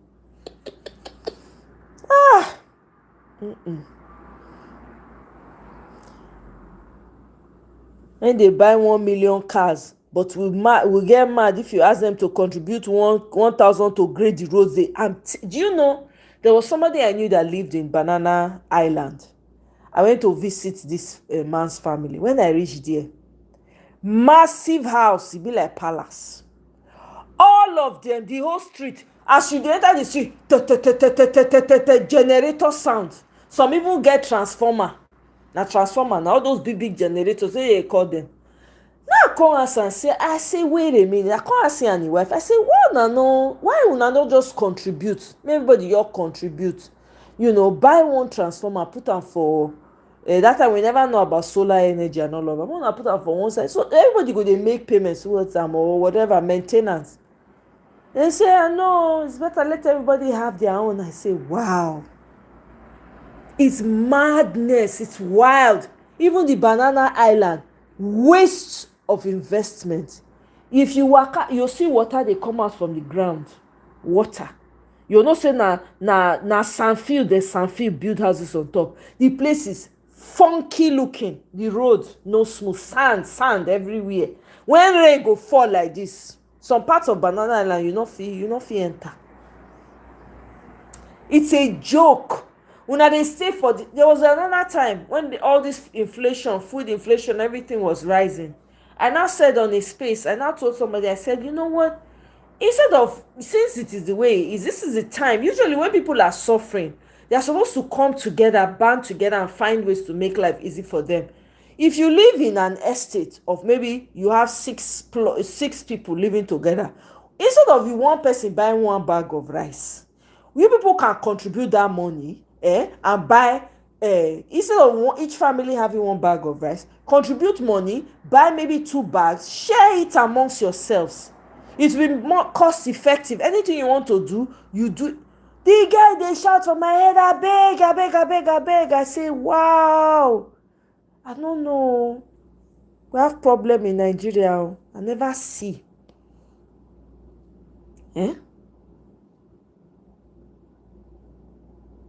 especially those Kwanwom. I'm telling you, let them know even. I'm telling you, madam, look, that they get the money. If you see them big houses, gold-plated gates, gold-plated. In fact, they get CCTV everywhere. Look at the road in front of their house. You go shake your head. When rain go fall like this, they fit come up for their compound. They go only tell the place when you go enter their house. I know, God. Omo, the dysfunction in Nigeria not be here. Diesel engine generators. I'm telling you. Those big gigantic ones, exactly. Some will be like, I can't contribute 1K because I don't have a car yet. Forgetting he walk the road with his leg, I'm telling you. Smelly, my sister. They use those generators to flex on each other. Of course, even those who have the money to buy solar would rather buy those loud generators so they can flex on their neighbors. I am telling you. I said, that's why I sit down and they look. One lady I was listening to, there was a lady's video I saw. The girl, she says she's an engineer and she's into solar and she knows she understands the ins and outs of how to power, people's homes, community, whatever. She says she literally has a map of how to get Nigerians, so power them with solar energy, right? She now said, but Nigerians, the problem is that they are wicked to themselves. Everybody wants to flex. Nobody cares. There's no communal. Everybody wants to flex on each other. So somebody now said, the government will not allow. He now said, who are you? Why are you as a citizen? Why would the government? Do you understand your power as a citizen? The person she was not educating them. Then she now said, I just got she said somebody, when she did that solar power energy thing, content, somebody, a business owner in Nigeria that wants to go into real estate, contacted her. She added the guy to a group with people this is all they do. Solar energy, powering communities, powering, if you like, states, bring them on. The guy wants to build real estate and he wants to power it with solar energy. Say not be person be that one. Look.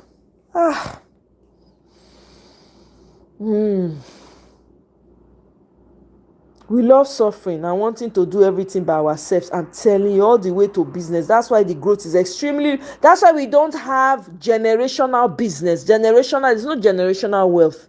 There's no business that you say spanned decades. It spanned, my great grandfather started this business. I am the 10th great child that is inheriting. That's why you don't see it. Because of this selfishness. All the way to business. That's why the growth is extremely low. What will take five persons to build rapidly in 2 years into success? Exactly. Nigerians are ready to work alone for 20 years to achieve the same success. I'm telling you, crabs in a bucket syndrome. Walai talai. You could not have said it better, Madam Luke. If everybody somebody was asking me, how come, why can't we get together and do business? I said, well, I don't have a problem coming together with people. The question is trust. Most of the Nigerians that I have come across, the ones that I've observed, right? Nigerians that I've observed, they're very dishonest people. They have a way of covering their dishonesty. You never can get the truth out of them. It's very hard, right? And guess what? Some of them will want to leave you to do all the work, all the heavy lifting. If they see that, this one, they could just fold hand, wash their hand, come out. May you they do all the work. Then when it don't right, they go one come. No. Our problem, not be here.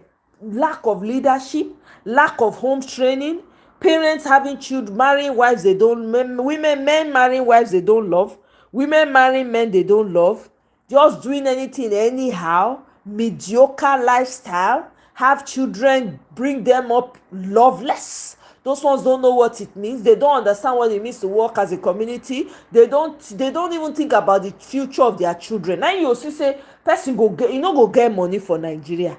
He no go get money. Person go they make, let's say, 5 million a month for Nigeria. He want live for Banana Island because they make 5 million.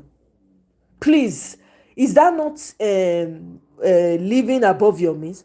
You are making 5 million, but you want to live in Banana Island. So you are paying rent now month to month. You are living from hand to mouth every month. 5 million. Some of them, you will tell them, stay in Ikeja, stay where you can afford. No. Everybody wants to live on the island. That's what you keep hearing. But meanwhile, their money not match.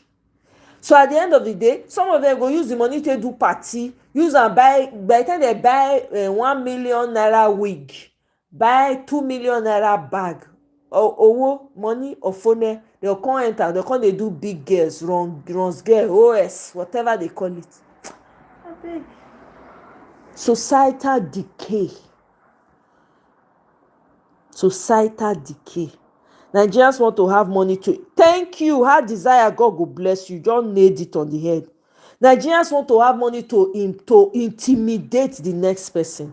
I say when you see a Nigerian, you go first size you up. It's a terrible habit. You go first look you from head to toe to see whether you reach. They go look you, come on, like saying nothing. Nothing they. God. Look. Has spanned decades now. That's true. Any young person who is trying to do something for their communities nowadays, they call Yahoo boy. Yeah. They go name you bad name so that they can hang you. That's all. I'm a Nigerian in Benin, but working with a trustworthy one is 10 out of 100. Aha. You go waka find tire. It too me. I'm telling you, team. Not be small thing. Only Nigerians go dey vex for you if you say you wan do anything that will benefit them. I'm telling you, they go dey tell you, let me tell you.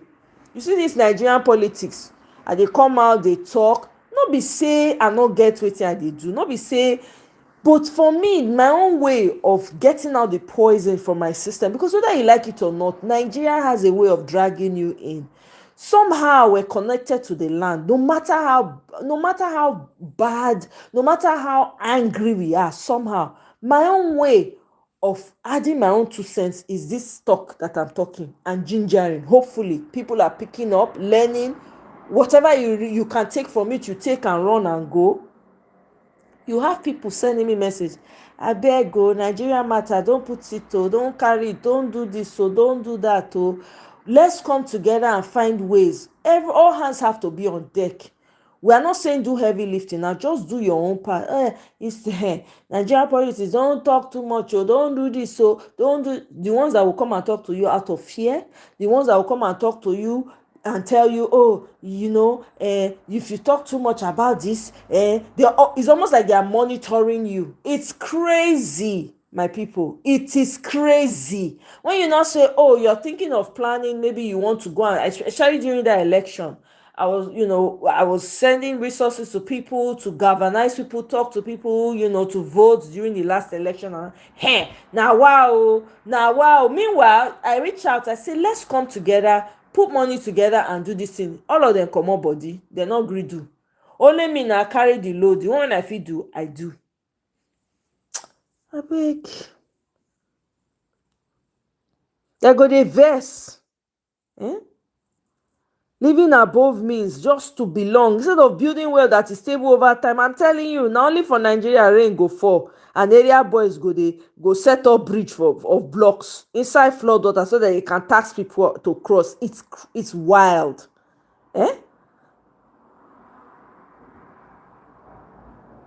Police uniform to do skit ke? No, na children's uniform. He use police uniform do he use police abemona. I don't know that one. No, not be primary school people he use do this thing. They just want silence that guy, send am to 7 years. How many years will remain for him life now? Let me see. I don't hear that one. No.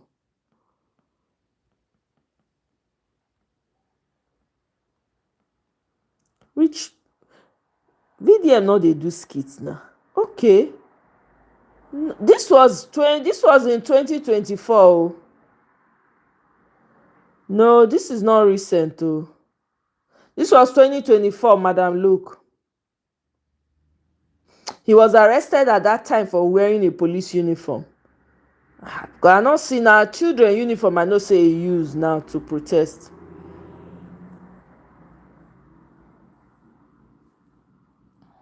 You know. Hey, Ibi, welcome. Oh. It aches, and Ibi, you have no idea. It is painful. I cannot lie to you. You can't avoid it. You still have relatives back home. There's no way you're not going to hear what is going on. You have eyes. You're on social media. There's no way you can't ignore it. It's like shit when they smell like so bad. You cannot ignore it. Eh? It is aches. It aches every day. BEB, I'm right there with you. Eh? Till next generation, those area boys can never change. They can if there's a tough leader that will come. Like all these military people that are getting upset and spilling on the military. I wish that they will have sense and just come together, band together and do something. Honestly. Sometimes I see their videos like the one that's been talking. This is the same problem. If he would find trustworthy people to come together and do, I don't know. Let me not talk too much. Maybe they are thinking about it. Man, I'll go use my own. Talk. Only Nigerians go look the kind car where you they drive and behind your back, them go say even your car alarm no loud reach their own. I'm telling you, it happened to Oh my goodness. Michael, I'm telling you, what you thought so, facts. No lies detected. Until we're ready to buy, nothing will change. Our problems are deep, really deep rooted. I'm not even going to front. Rain about to fall now, then don't seize light for 21st century. Thank God for solar. At least you get solar, Tame. You get solar. Eh? So immune to their, yeah. No, it's not. I mean, I'm speaking. I don't, in real life, my association is not even around our people.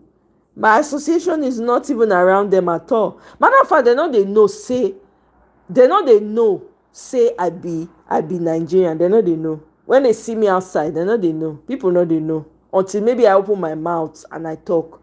I know they even quick associate, so I know, you know. It's sad. The primary school own now this week. The police uniform own earlier last year. No, it's not going to court to. Where you take see that one, Madam Luke? But they are taking him to court for the police uniform thing, and he says they are conspiring. Oh, really? Yeah, Atiku was stripped of Waziri title. Yeah, by Governor Fini. He's being used by APC as usual. Yep. When we listen to this video. Okay, see Amo. Wait, may I play the video? Alright, so I'm just waking up now and I need to quickly prepare and go to court. Now, my court case today is between the Nigerian police force versus Very Dark Man on the case of impersonation. They say I wore police uniform. Me, I say na cloth I wear, but that's not the gist. So I'm hearing some rumors that some top police officers are very interested in the case. And according to the rumors, that they want to make sure I'll be sent to jail for impersonation, at least 7 years in jail for impersonation. Now, they are also saying that it is spearheaded by the Inspector General of Police, and that is why I say it's a rumor and it is a lie. You understand? Because I know the Inspector General of Police does not have that time. Not just that. The same Inspector General of Police that they are using to peddle this lie rumor in order to push their own narrative and to fulfill their agenda. There was a case that is bigger than that one. The Inspector General of Police told them to bring me to his office. When I got to his office, we spoke. When he spoke to me like a father. He said, Very Dark Man, you cannot do this, you cannot do that. I told him the reason why I said those things. And he said, even at that, what you said is wrong. You know what, from today, if you ever have a problem, come to me directly. As the IG of the police, come to me. Tell them at the gates that you want to see the IG, that the IG requested to see you. And then you come to the office. So I'm pretty sure that the IG is not aware. But I know the people spearheading this rumor. I know the people that are in charge of this thing and the people using the IG's name to lie. All this thing is coming from the media house of the police, but that's by the way. But this is not the gist. You know the gist? I am also hearing that within the police force, that there's rumors that I go around sleeping with influential police women in their offices. Now, I also heard a rumor that the first time that this impersonation case happened, I remember vividly. Now it's all making sense to me. So the first time I was called in for interrogation because of this whole issue of the police uniform, me, I went there with what I wore. I told me, na cloth I wear now, na say na uniform. So I took what I wore to them. So when I got there, they said it look alike. I tell them, sit on. Look alike no mean say na him. You understand? They asked me where I got it. I say I saw him. They say for where? I say for traffic lights. Who saw him? Who be Oma? Anyways, after going back and forth for like 4-5 hours of interrogation, the CSP, who was the woman in charge of the case, then said, that they are still continuing with the investigation, that she has to keep me here. Then Barrister DG, my lawyer, said, no, now, keep me here for what? There is a bailable offense, you understand, that is applying for bail, and for recognition's sake, that they can let me go. When they need me for investigation, I can come. And he's standing in as a shorty. At the end of the day, they released me for self-recognition after hours of debating. And then I went to. The next day, I say everything that makes sense to me now. The next day, they invited me to that same station that they have transferred the case to FCT Command. When I got to FCT Command, we did that case for more than 8-9 hours. From morning reach evening. That's when we did that case. At the end of the day, I was detained. A case that they've granted me bail before. I was detained in that case, where they sent me go cell. I slept in detention. That was where I discovered that they locked a lot of minors in the cell. That time when I cast that matter, say some minors were being detained for treason, when Tinubu can give them pardon. Now, I am now hearing that that particular woman that granted me bail, they said she granted me bail because I was knocking her and that she was interested in me. That's why she granted me bail. As a matter of fact, that is one of the main reasons why they even transferred her from that office. That is because of me. That why didn't she do the job that they instructed her to do, which was to send me to jail for impersonation. They should do RNG to send me to jail. But God passed them, and my ancestors is always with me. So far, say everything what they do now with clear conscience. You understand? When I go try tire 10,000 by my left, 10,000 by my right, and I go add small to the scripture. 10,000 in my front, 10,000 in my back, no level. I go jump on a pass. So that's why I'm hearing now that is why they transferred that. That being said, now I have a question, because they're still going around with these rumors that, I feel untouchable because I sleep with a lot of police women that are making it easy for me to do one or two. Well, it is the grace of God upon my life. It's not any police influential women, but here's one thing. All the names that they've called, because they've called about 6 police women names to my hearing. You understand? All these names that these people have called, all of them are even single. They are single. So the question is, what if I am actually sleeping with them? What is the problem there? My only pain in this rumor is that if people are lying that I slept with them in their offices, which doesn't even make any sense. But my question is, me, I'm not sleeping with them. But what if these women are single? They don't be human beings. If I sleep with all these police women, they even do them favor. Because how many people they post police? A lot of these police women that you see, a lot of men are very scared to approach them. Same thing applies to the military. You go see beautiful army woman, nobody they toast them because they fear.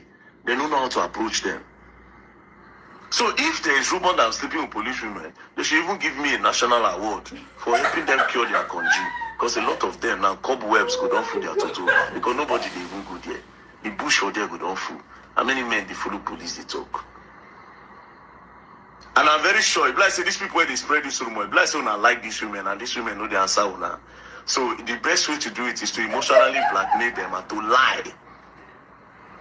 If you want to lie on them and create a rumor to spoil their name in the police, maybe it will not affect their promotion. Whoever is in charge of this rumor, I know you, it's not as if I don't know you. Immediately they started this rumor, I knew the people that are in charge. You know, go past that media house of the police because their main man for there not like me, and myself no like him because he's a two-faced human being and a snake. It's a two-faced human being and a snake. Maybe you don't follow this woman now, they don't agree for you now. You don't start to push rumors. A very dark man is sleep with police women. My brother, I beg, you people should stop all this. But if you don't want to stop, there's no problem. You understand? My ancestors will still protect me. And by the grace of God, I have good lawyers. So if you lie, you people should lie. And again, people that are using the name of the IG to go and lie, saying that IG is interested in the case. IG is not interested in nothing. Stop using the name of the IG to lie. And this is another reason. Now, because I never get time, I need to go and see him. IG is my guy, now my father, now my uncle, now my friend, now my brother. I'll go and see him. I'll go and see him. And I'll tell him that, Oga, me, where you say anytime there's a problem, I should come to your office. They are using you to lie that you are interested in the case and that they must send me to jail. They will send their enemies to jail. Their papa, they will send to jail. We can't go to jail. And they will learn. And they will learn the hard way. Don't play. Let's go to court. Bye-bye. Don't play. Oh my God. Evo, welcome. Oh. Hi. Now what? But me, I don't trust Egbetokun. Not be that Egbetokun. Shoot. I don't trust the guy, yo. I beg. That one. Not somebody that can be trusted at all. Let's forget about it. Yeah? Kenyans. Oh, Kenyans. My Kenyan family. Una just dey make my body sweet. Oh, see people now. When sabi. The full streets. Hey, Sid, welcome. Oh. Greetings, my brother.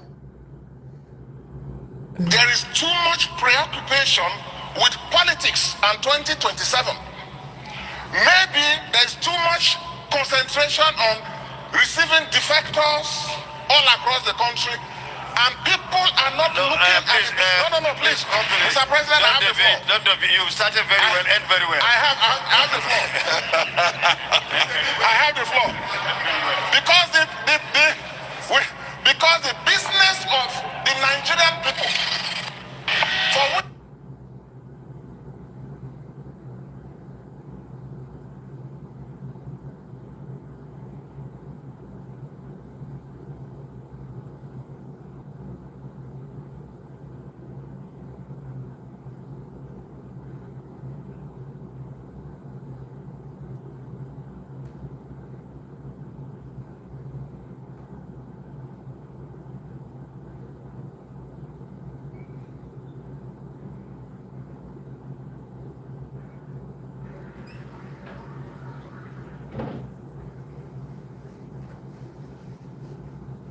Uh-oh. we were all elected, all of us, and the President of the Federal Republic. It's not moving forward. That is the reason this motion and this bill has become necessary. Henry Siraki Dixon, Bayelsa West. As it has clearly been stated, even from this aisle, from this side, it is clear that no one in this chamber is opposed to an extension if it has become necessary so that the machinery of government continues to run and does not grind to a halt. But clearly, nobody is satisfied about the situation that we have found ourselves in. Mr. President, I came this morning to have a conversation with the chairman of appropriation. I'm a member of that committee too. And also the chairman of finance. And if possible, to discuss this on the floor. I didn't know that this matter was slated for hearing. Because we are all inundated with complaints all over. Government has grounded, that's what it means. Contractors who have done their jobs, committed their resources, cannot be paid. The benefits of the budget that we all took time to work on and passed has not gotten to the people.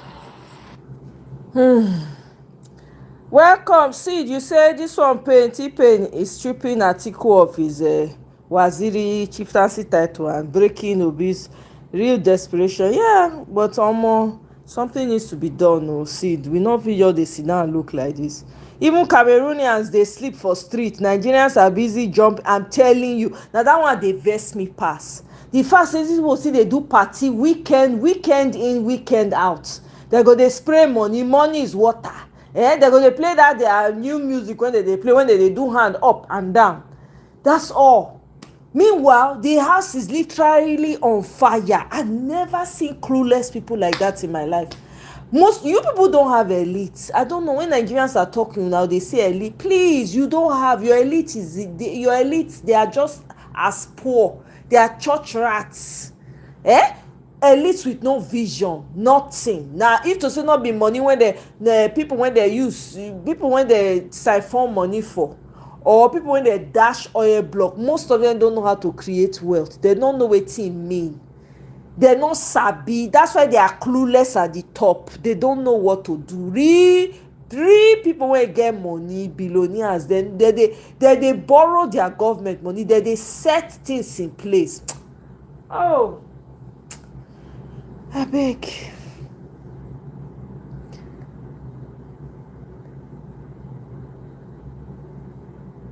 New dishonest, I'm telling you, Madam Luke.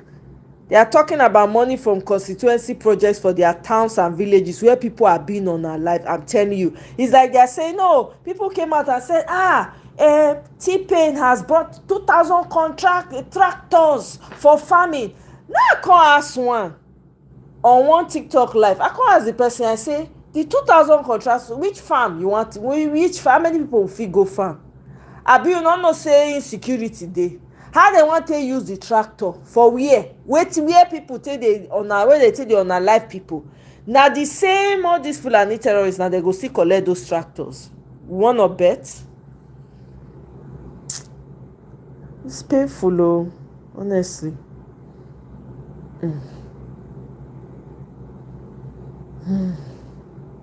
Mahmoud Yakubu. Professor Mahmoud Yakubu, the chairman of INEC, Independent National Electoral Commission of Nigeria. Professor, sir, you should be ashamed of yourself.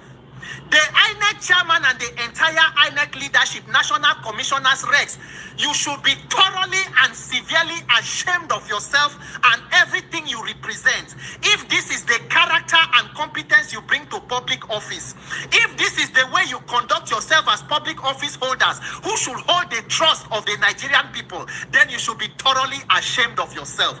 But you know what, in Professor Mahmoud and your gang of leaders, Nigeria has been in existence before your tenure, and Nigeria will outlive your tenure. The question where you're supposed to ask yourself is, how much is your conscience? Is it really worth it for us to mortgage the future of more than 200 million people for self-gratification or financial aggrandizement? You must answer that question, INEC leadership. Professor Mahmoud Yakubu, I am sending you this memo on behalf of all Nigerians, because you see 2027, Nigerians will fight for their own lives and destinies. For 2023, INEC, Professor Mahmoud, Professor of Glitch, you collected hundreds of billions from Nigerian government to conduct one election. And you claim, you said that the game changer for that election will be electronic transmission of results, use of beavers and all of them. You go around this country, even with your voter education personnel, Barrister Festus Okoye, telling and lying to Nigerians that there is no going back on the use of electronic technology. But on the day of election, you said there was a glitch. There was a glitch, but you went ahead to announce election results in the middle of the night when human beings were sleeping. As if that is not enough, today, INEC, they decide which court order to obey and they want not to obey. To register new political party is almost a problem. It's completely a struggle. INEC, are you an independent electoral umpire, or you are the electoral arm of every ruling party? Professor Yakubu, what caused the glitch? What exactly is going on with INEC? Because we know say a lot they go on for that commission now. And because Nigerians fail to hold leaders accountable, you still they waka, they go Ghana, go South Africa. They claim to be an unbiased electoral umpire when you conducted what was called a criminal event in Nigeria. Nigeria in 2023. According to one AU observation group, they say waiting they come to do for Nigeria was not election monitoring, it was a crime watch. Professor Mahmoud, you superintended a crime watch and announced results from that criminality that occurred in 2023. Nigerians are ready for INEC 2027. Anything where we say INEC una they prepare, Nigerians we say we they cook for una. Because you see this criminality, it will not be sustained. All of una were there for INEC staff where una they work for that commission. A lot of una know say a lot they go on there. You are people of character and integrity. You must speak up for yourselves and for the sake of this country. A lot go they go on for the IT department and all of that. Everything where they go on with Sabio, INEC. If true you knew that you are sincere about electronic transmission of results, since after 2023 when the glitch occur, what have you done about the glitch? What caused the glitch? What are you doing with the National Assembly to fix the results, or to fix the laws to ensure there is mandatory transmission of results electronically and to protect your INEC server? What are the petitions you are submitting before the National Assembly? Oshilenshe INEC, Oriburuku Lenshe. But you see this 2027, this will not be about APC, PDP, Labour. It is more than 200 million victims of inhumanity and wickedness against a group of oppressors who are not willing to let us go. But we go know whether the power of the people and the people in power who should be greater. INEC, whatever it is when they cook, Nigerians, the most popular person we're supposed to do this country since after 2023 is supposed to be INEC chairman. We are supposed to have billboards all across this country asking Professor Mahmoud waiting caused the glitch, what caused the glitch, and how we will not have further glitches. INEC, I am sending this memo because if we not hold you, Professor Mahmoud, accountable, you go soon come out, but they go bring person where go even worse past you, but he go get the memo. By the time we hold you accountable and make you to account for what was given to you and how you conducted that election, the person will go come after you go get the memo. But if we say nothing, then we are going to excuse this level of criminality. I refuse to be a part of this sham called an electoral process. 2027, Nari Gandai. 2027, it is Nigerians against evil and a corrupt and criminal system. Nigeria will prevail. INEC, what caused the glitch? Professor Mahmoud, what caused the glitch? What is going on in INEC? Are you for elections or you are the weapon fashion against Nigeria? We will find out. My name is Peter for Nigeria.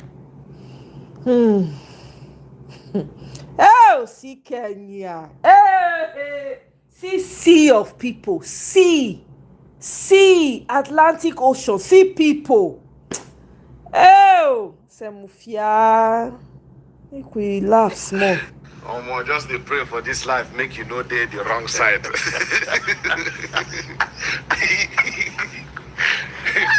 Because if you chop money for the wrong side, I look like you fool yourself now. And the pity people where they support APC. If not for anything, for defense. You know what be say you from Mascom, they tell you say may you go defend the let for project defense. And then you want for mass communication. May you go defend projects for final year engineering. What do you want to talk? This APC man, when they go channels the other day with Sheung they just the man just did. Sheung just leave him. The man just did the talk. The talk, President Bola. I just one question. Sheung ask him. The man takes 6 minutes to talk nothing. Sheung just ask him. In all honesty, Mr. Moka, defend the decision of your party and your government with the examples of how lives of Nigerians have been better. Can you? The kind of you know I hear for that video.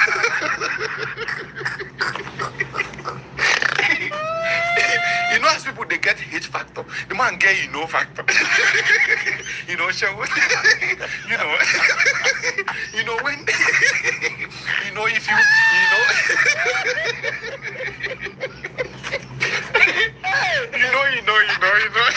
you know full everywhere. You know talk one thing. To show you say they don't say nothing happened. They don't say nothing don't improve. But you guys defend your pain now. If you didn't pray for this life, Just the pray, may no the wrong side. Make you no just go, they support the wrong person. Because if you watch the man face, you gonna say he's tired. You know when you don't know what you the right for inside the exam hall, they can't give you extra time. You don't did that kind of situation before. Guys, you don't look from 1 to 10. You don't know the answer.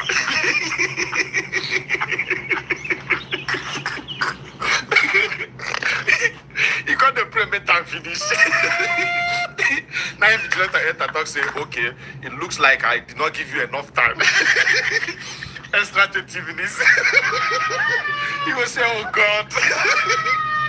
Hit. I went into that man. The man tells you, wait, let me talk. She will tell us, say, okay, talk. You know when you catch your wife where they cheat, your wife can tell you, say, baby, wait, let me explain. Tell us, okay, explain. She got confused. Wait till she will explain. Now wait till the man just confused. The next thing I hear that you know. You want to turn Americana. You know,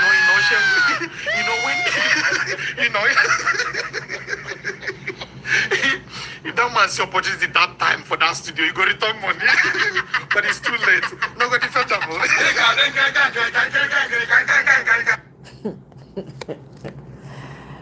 Hey, Gasser, welcome. Oh, you're from DRC. Hey, welcome, DRC, brother. Public FG, welcome.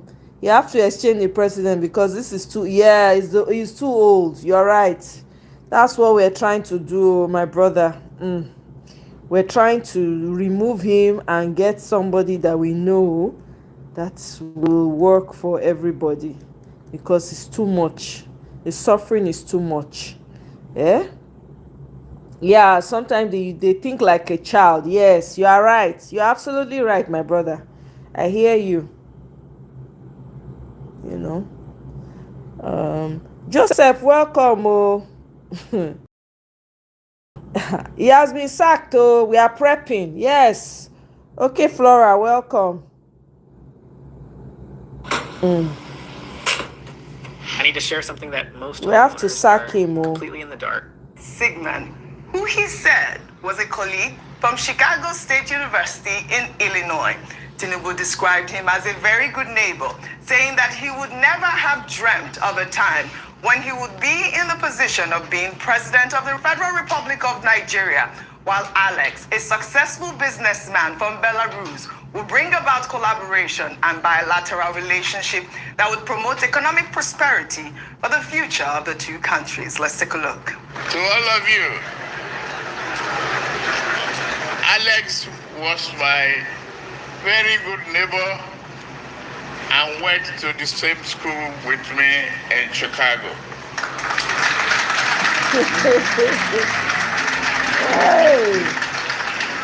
Never did we dream that I would be in this position as the President of the Federal Republic of Nigeria, and Alex will be a successful businessman from Belarus to bring about a very successful collaboration and bilateral relationship that will promote economic prosperity and future of our two countries. Alex, thank you very much for everything.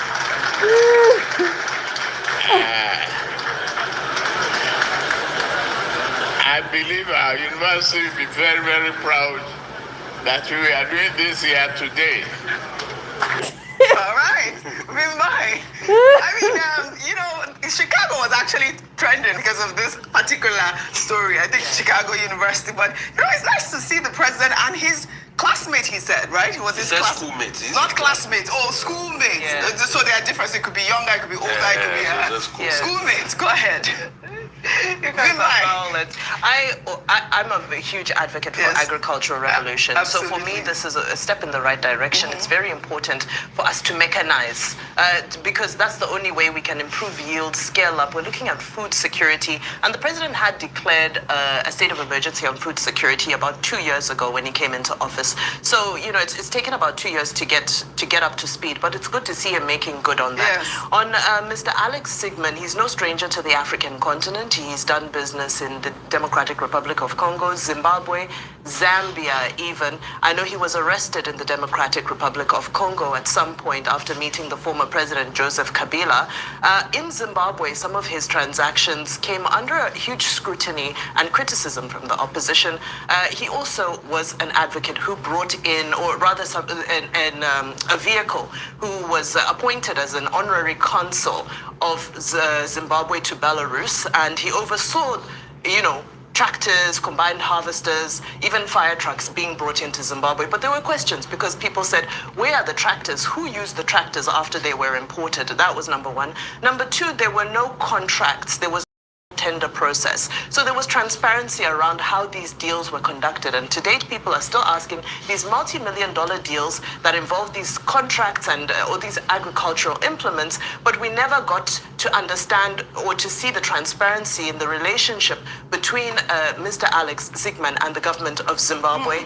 Similar concerns in Zambia as well. So I do hope that all that was done, I hope he's learned his lessons from all of those allegations and criticisms from opposition parties in other African countries in the past. And I hope the transactions he has done with our government are above board and, have gone through all the necessary processes. Thanks for that breakdown, Vimbai. Rufai. Thank you so much. At least we now see the president's schoolmates. So for all you that say all sorts of things about the president, we've seen his schoolmate. And if you feel that you're not still impressed by that, there are records out there in Chicago. Go check if Alex went to Chicago. But that's the president's schoolmate. And it's just a deja vu moment to be able to see that the president has a schoolmate and they're doing well. They're very successful. But I raise concerns. Number one, and I'll read from Nigerian newspaper clippings. On the 17th of December 2024, a Vanguard news story said Rep probes non-delivery of 2,000 tractors orders despite 3 billion agreements. The agreement was estimated to cost Nigeria about $684 million and $138.6 billion as actual cost. Bench, you're welcome. Yes, Ruto must go. I'm there with you guys in spirit. I support you guys. The interesting part about this, on the 10th of June 2024, I wish you all the best, all the luck in the world. Agricultural Development Fund and AGCOM's International Trading Limited also signed an agreement to procure another 2,000 tractors. That company is a John Deere sales rep in Nigeria. That was to cost $70 million. So we're having two transactions.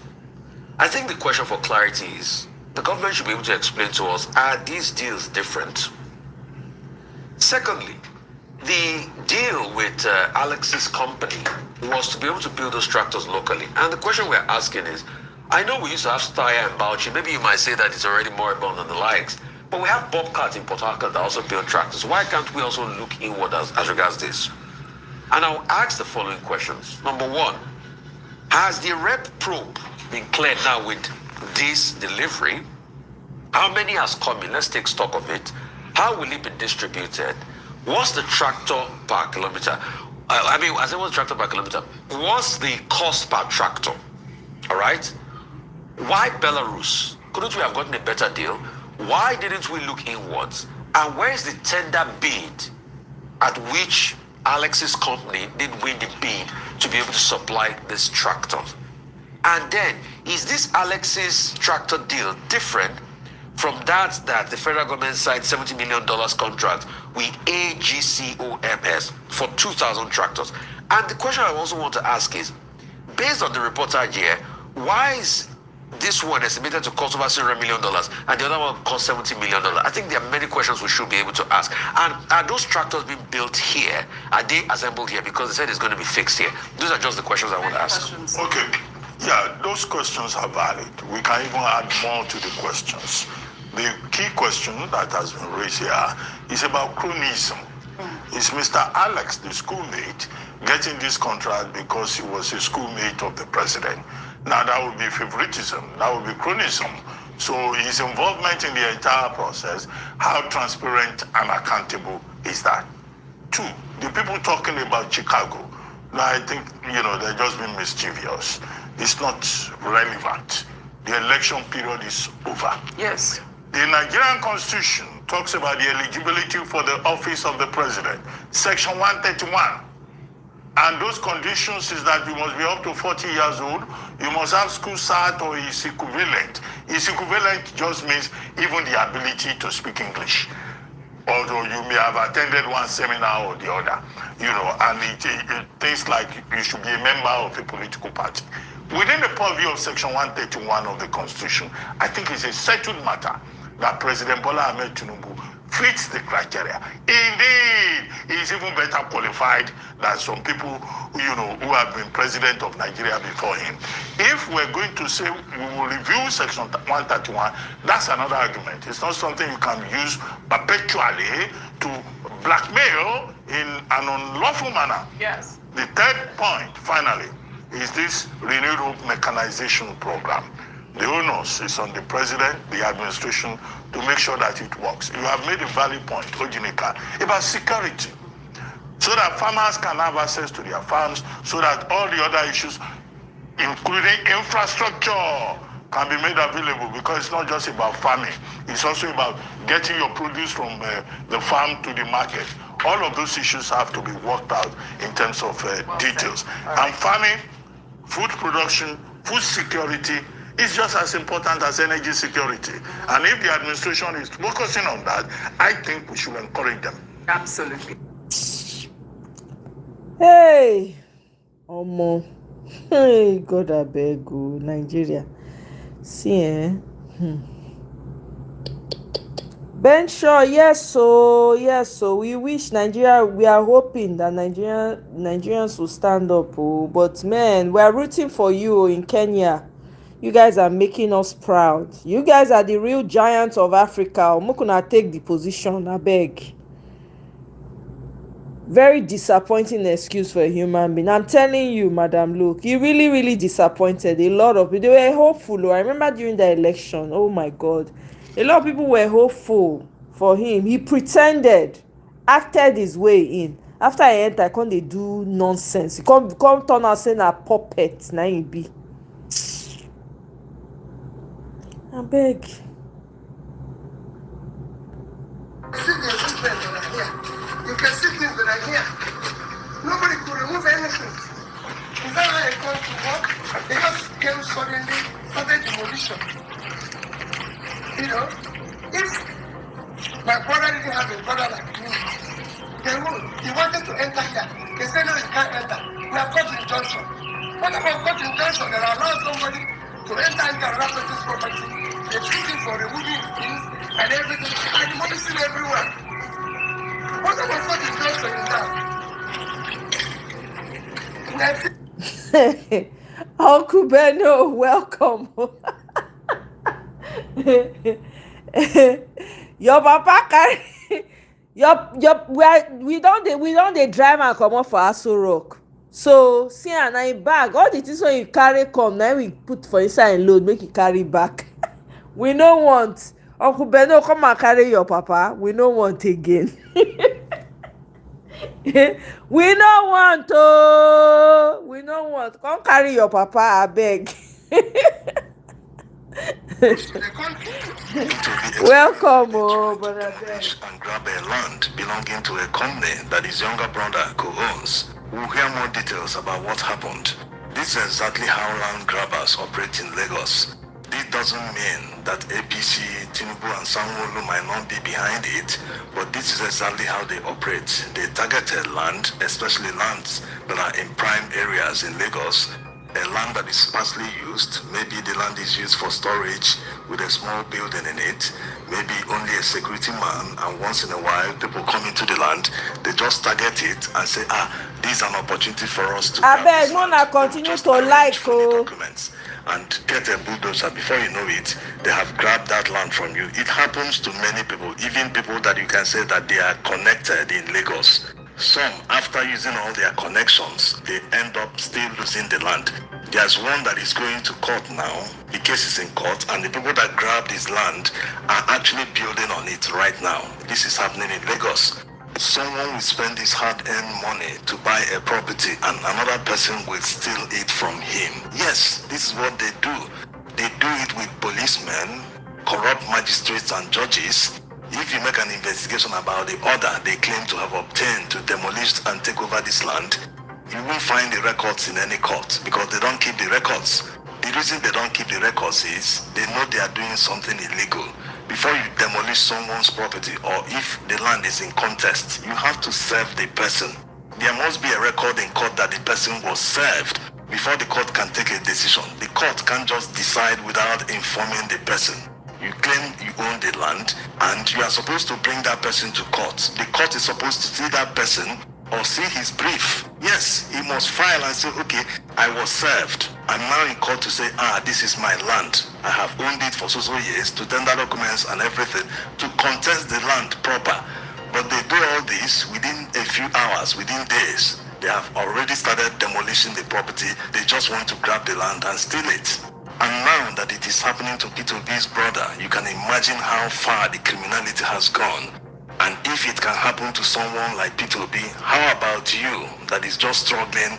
Maybe after saving for many years, you succeed in buying a land and someone will try to grab it from you. This is the criminality Nigerians have been talking about. Even P2B has been saying this all along. We can't run a country like this. We can't run a country where the rule of law is nothing to some people. There are certain people that are above the law, people that are entrusted with power. Instead of using it to do good deeds for the people, they abuse their powers. How do people sit in their offices and homes and be thinking of how to steal from others? People who suffer and make money, after making that money, they try to invest it, and you just want to blatantly steal their investment from them. This is not possible. And coming from a country that wants foreign investors to come and invest in Nigeria, if you treat local investors this way, how are you going to treat foreign investors? And the worst part is that they always talk about demarketing. If you're a veteran and you only have life insurance through the VA, you need to listen up. We help veterans and their family members. What is that they always talk about demarketing? When people talk about these issues, they say they are demarketing the country. But the people that blatantly grab and steal people's lands, they don't demarket the country. They behave as if foreigners don't see what is happening in Nigeria. Times have changed. People no longer rely on legacy media for their news. They rely on social media. And the moment P2B posted this on his verified X handle, immediately the whole world, it went viral. Everyone saw it. So these are the issues. If someone is watching, he should intervene, even without P2B contacting him. Yes, they should not be this petty. Everything isn't politics. It doesn't present them the way they want to be seen by the world. It presents them as lawless people. Yes, despite the fact that we know they are lawless, they should sometimes try to pretend, especially when they know that this man is an opposition figure. How is the world going to view it? The world will see that they are targeting him. Yes, whether there's any infraction or not, it should be resolved and due process must be followed. How in the world can they explain that someone obtained a court order without serving the owners of the property, and immediately obtained the court order, he also obtained a demolition order? How can this be possible under few days, maybe 2 days, according to what P2B said? So he should intervene, not even Tinubu. Under the Land Use Act, he is in charge of all the lands in Lagos. He should intervene and make sure the people involved, the people that try to grab this land, that they are punished in order to set an example. He tries to present Lagos as an investor's haven. Yes, if Lagos is an investor's haven in Nigeria, he should be able to prove it this time, that people that have invested in Lagos over the past 15 years, they should not just wake up and lose all their investment to land grabbers. Yes, this is criminality taken too far. If he allows this to go by without any punishment, without consequence, it will prove that the mafia is in charge in Lagos State. Yes, it will no longer be a speculation. Nigerians seeing this alone will cause a drop in Lagos real estate market. Do you know what it means? People will say, they were able to do this to P2P's brother. They couldn't even say, look at his brother. He's a heavyweight politician. Everyone knows him. If they are able to do this to P2P, how much more you that is trying hard, saving hard to get into the property ladder? So people will think twice before committing to any investment now. Except Sanwo-Olu steps up to intervene and resolve the issue and make it public too. Let all the facts be known so that people will be aware to say, it's not actually a conspiracy. They don't want to grab the land, or that the people tried to grab the land, and because P2B raised alarm, the governor was able to intervene. Let's hear the rest of what P2B said. Thank you very much. Okay, sir. Thank you. Just yesterday, just on Sunday, I came back from the US, and my younger brother told me that the agency wants to see me. And I saw him yesterday on my way to Abuja. He said to me that the land, the company land, Nest Food Limited, the land they've owned for over 10 years, probably over 15 years, belonging to them, and some people just jumped into it and said that owner that I've got injunction and that they're about to start demolition. I said, okay, we go to court. That they will demolish it without having proper documentation on everything. But yesterday he called me, he said they will remove the roof out. They brought 3 tractors, 2,000, demolition everywhere as fast as they can. And I said, no. I'll leave Abuja this morning. Let me go to the restaurant. He said all effort for them to enter there, they will refuse even enter. And they've chased out the people who are living there. So there's nothing they can do. That's how I came from Abuja. We first met this morning from Abuja. Drove to this place. Asked the people, who authorized it to demolish? They said I've got injunction. That the owner gave them. I said, who is the owner? They said they don't know the owner. They just gave them. I said, who is the owner? They said they don't know the owner. Can I see the court injunction and see who the owner is, the person who is now claiming is sued? They gave me the court injunction. The court injunction explained, said, unknown person. How can you sue an unknown person? I said the land belongs to you.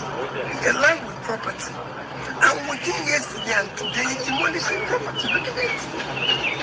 They've removed the roof, they removed everything. Okay, give me your proper documentation, demolition orders, because even if you want to demolish the house, you go to the state, they give you order to demolish, give you appropriate documentation, bring safety people and them, so that we know you're doing what is now. It's only while I'm here now that some people came and said they're safety order. What kind of country is this? How do you descend to this level of rascality? How can you sue a non-person, enter somebody's land and everything? I've been here for 4 hours.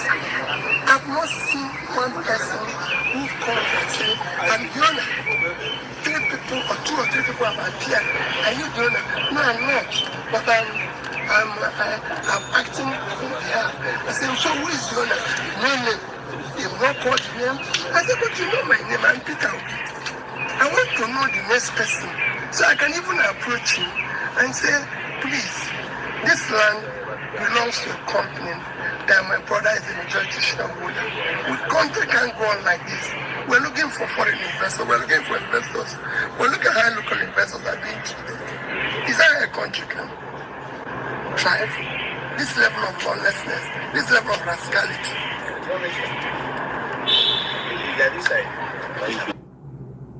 Oh my show.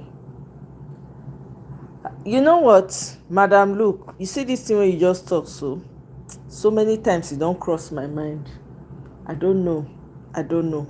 To be honest, I don't know what to talk again. It don't cross my mind. Like, if people go sabi, as they take swear this man in for midnight, Nigerians suppose learn how to do these things. But anyway, man, not to talk. Amazing Grace, welcome. Oh. Majority of Nigerians want things to change, but don't want to. Na so. That's why we are where we are. Jagagbantis and his fellow urban bandits have a lot to lose in 20. They will do everything to hold on. There will be curfew imposed during and after to keep people off the street. Omoye no go work that 2027. People are saving all their energy for that 2022. It not go work this time around though. It's not gonna work, man. It's crazy because at home they are not safe. Outside they are not safe. We'll see how it goes, Sha. We'll really see how it goes. Because the way Nigeria is going, hey, God, I beg you. I don't understand. By the way, when I know say DSS tell the Department of Department headquarters, not be military headquarters with that. Yeah. About the Benue attacks. The villagers expose the facts and details. I'm not sure we won't listen to that one now. Maybe tomorrow. If I get time, I go come back. We go listen to that one. It's important for us to hear. I don't know. 2027, it has to be go hard or go home. There's no shortcut. We can't be waiting for some all these people, because let me tell you, the truth is that T-Pain is afraid. The man is scared. The man is actually afraid. That's why he's doing all the things that he's doing. He's looking for he's trying to do something that's going to demoralize Peter Obi, right? My own is that they should not touch his children. They should not touch his wife. In matter of fact, now, may they just find where go hide head. The family members, all of them, to be honest. Because these people, they are looking for ways. They are looking for a way to hurt that man down. And they look Peter Obi today, the man looks weak. Like, he don't tire. You could see him. I wish he would take a rest, because he does not rest. He's it's almost like he can't even rest. Because he keeps, even after all this demolition when they do, he said a new Nigeria is possible. Hey God, I see this man. He needs to rest so that he can have energy to fight these people. Because these people, they are coming with everything they've got. They are coming with everything they've got. So my own is, Peter Obi should protect his home front. Protect everybody, his family and everything. Maybe just fire as you go, they talk them away somewhere. You understand? Fine, na building they lose, not be say na when they cry over somebody. That be my own. My own be say, what I know for a fact is that T-Pain is afraid. T-Pain and his minions, they are afraid because they can touch the atmosphere. Remember the interview he gave recently? He said, I know they hate me with passion. Isn't that what he said? He knows, he can feel the energy from the people. These people know. So they are afraid, and they are always, as they talk to you now, night don't reach, they're not, they sleep. They are cooking up ways, looking for ways. Not the person give an idea to come claim, say this man is schoolmate. Not the person. Now advisor given that idea. Even though the guy not be the same school they go. This man go University of Illinois, Chicago. T-Pain go Chicago State University. Maybe they pull up in resume. So these people are afraid. No this and no peace. They are now fear. Now they drive most of the things where they do. They are cooking up reasons. They brought out documents. They were saying, oh yes, that the woman, they even put the woman's name that finally filed. One, they cooked up some Deborah Olorun something woman. They backdated it. They backdate them. You know, say they be government now, they get all the tools when they will do all these things. People have been debunking them and all of that. So what I know is that these people, T-Pain is afraid, his goons are afraid. They can see the handwriting on the wall. Soldiers are leaving the military and calling out the military. Police said they cry their own cry. No place, no sector safe. Even the judges, they are not safe. Shebi judiciary go on strike recently. They are workers. Shebi not be number 2 when they come back to work. So the man is acting out of fear. out of fear. We have to ensure that this 2027, they themselves, they know this rig and pie is becoming real, because now this Randy Paul, I been a Peter Randy, I been a Randy Peter. You see, say you don't go try do electoral reform, go talk, and una not hear waiting, Mahmoud talk. Now wetin they want to, now they want to. You understand? So Nigerians have to be ready and say, okay, since una wan go that way, we safe. Now like this, we go bumper to bumper. All of no, none of una get monopoly of violence. Everybody just has to be ready. That's just what it is, because they want to do what they're going to do. Matter of fact, people will know. They will just count. They will just write number, declare. That's what they plan to do. As long as we understand, because we have to know that that's what they're going to do, so that when you are prepared, you know what you're prepared for. You know? So all the things when this man T-Pain, they do now out of fear. Nothing else. Now fear, they motivate him. This man is afraid of his shadow. I keep saying this thing. The man is afraid of his shadow. His shadow. If person waka near and night, not sure who the person, if he start to, did you not see him when he went to, is it Kaduna he went to? And somebody, I don't know what the person was doing. You see how he was startled? That man is scared. Oh my God. 2027, since everybody is preparing for 2027, because forget protest for Nigeria, it's not going to work. Forget protest. You know why? As you're protesting, you people are also coming out to protest. Matter of fact, when I was on a live earlier today, we were talking about the election and, you know, what's going to happen and all of that. One of their supporters came up and said, we'll organize a counter protest, we'll do this. I said, this, then I just laugh and say, you people think it's going to be the same like 2023. It's okay. I want more not think anything on I want think sha. On that 2027, whether you go fly from wherever you are to go fight this fight, I won't know. Because now most of them, when they did diaspora, now they even worse past. They don't even want Nigeria to move forward. Unfortunately, I've heard, some people have heard on some spaces and some live shows that I've been on, my goodness, they don't want Nigeria to move forward. Because they too, they are benefiting from this evil government. Some of them, they use them as for money laundering. All of a sudden, there's so many people that suddenly they come into millions. How? Money laundering. You know? So, Leonard, welcome. Oh, who's Osike? Welcome. He's scared because Nigerians are cooking for him. Exactly. Kent, welcome. Oh, T-Pain is a shameless man. He might not get shame for a dictionary. He also says that, yeah, they hate me, but I'm still there. Exactly, Madam Luke. He knows. He can feel the hate. The man knows. The energy cannot lie. He himself feels the energy. So all that he's doing now is rubbing it in. And for him, is a tactic. He's trying to make you feel, you know, oh my God, we are hopeless. Oh, these people, there's no way. You hear some people come up and they say, oh, forget it. It's still paint you. Na lie. It's a lie. All that one a tactic when they use. Nothing. No power behind it. They themselves know. The handwriting is on the wall for them in Nigeria.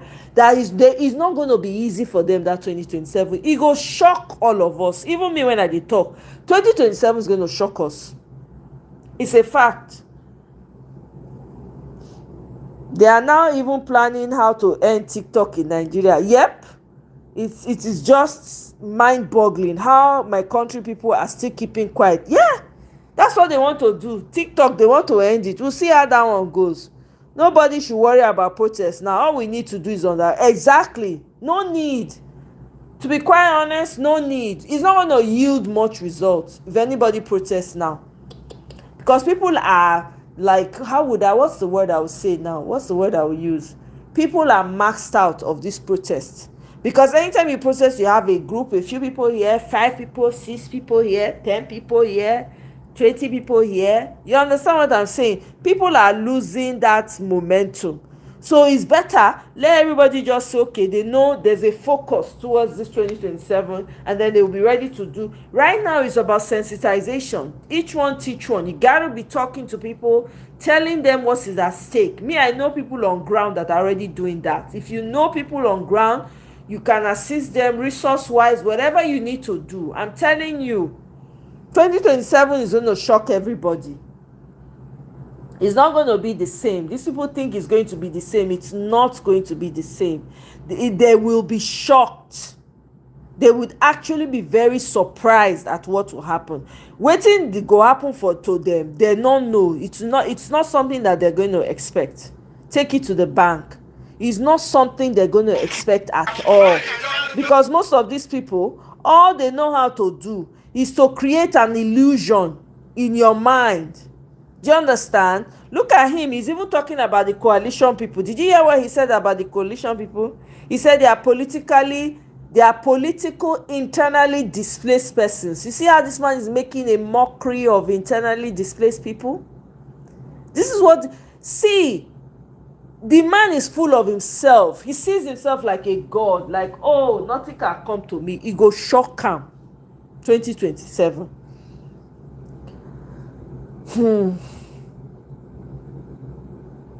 But President Tinubu, jokes apart, if you cannot rule this country, you try me, you step down. It's human lives at stake, and some of us don't tire.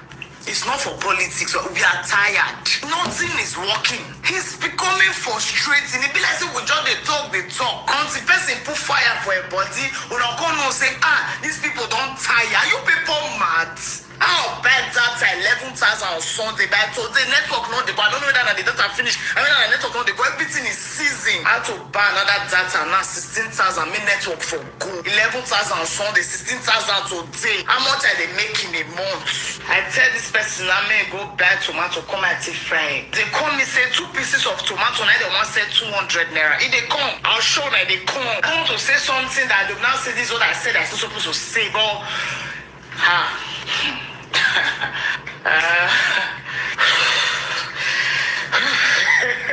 it's okay. Exactly, madam. Look, exactly. It's okay. Mama will post this video, but let me just capture the moments. No feel cry for Nigeria.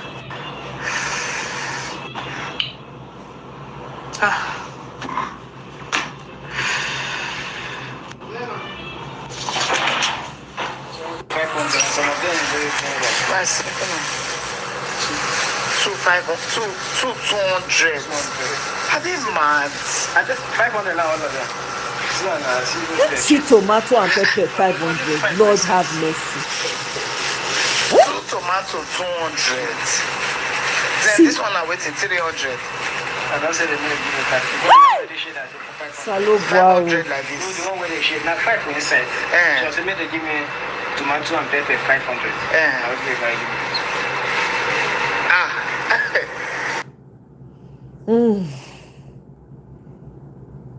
Yeah.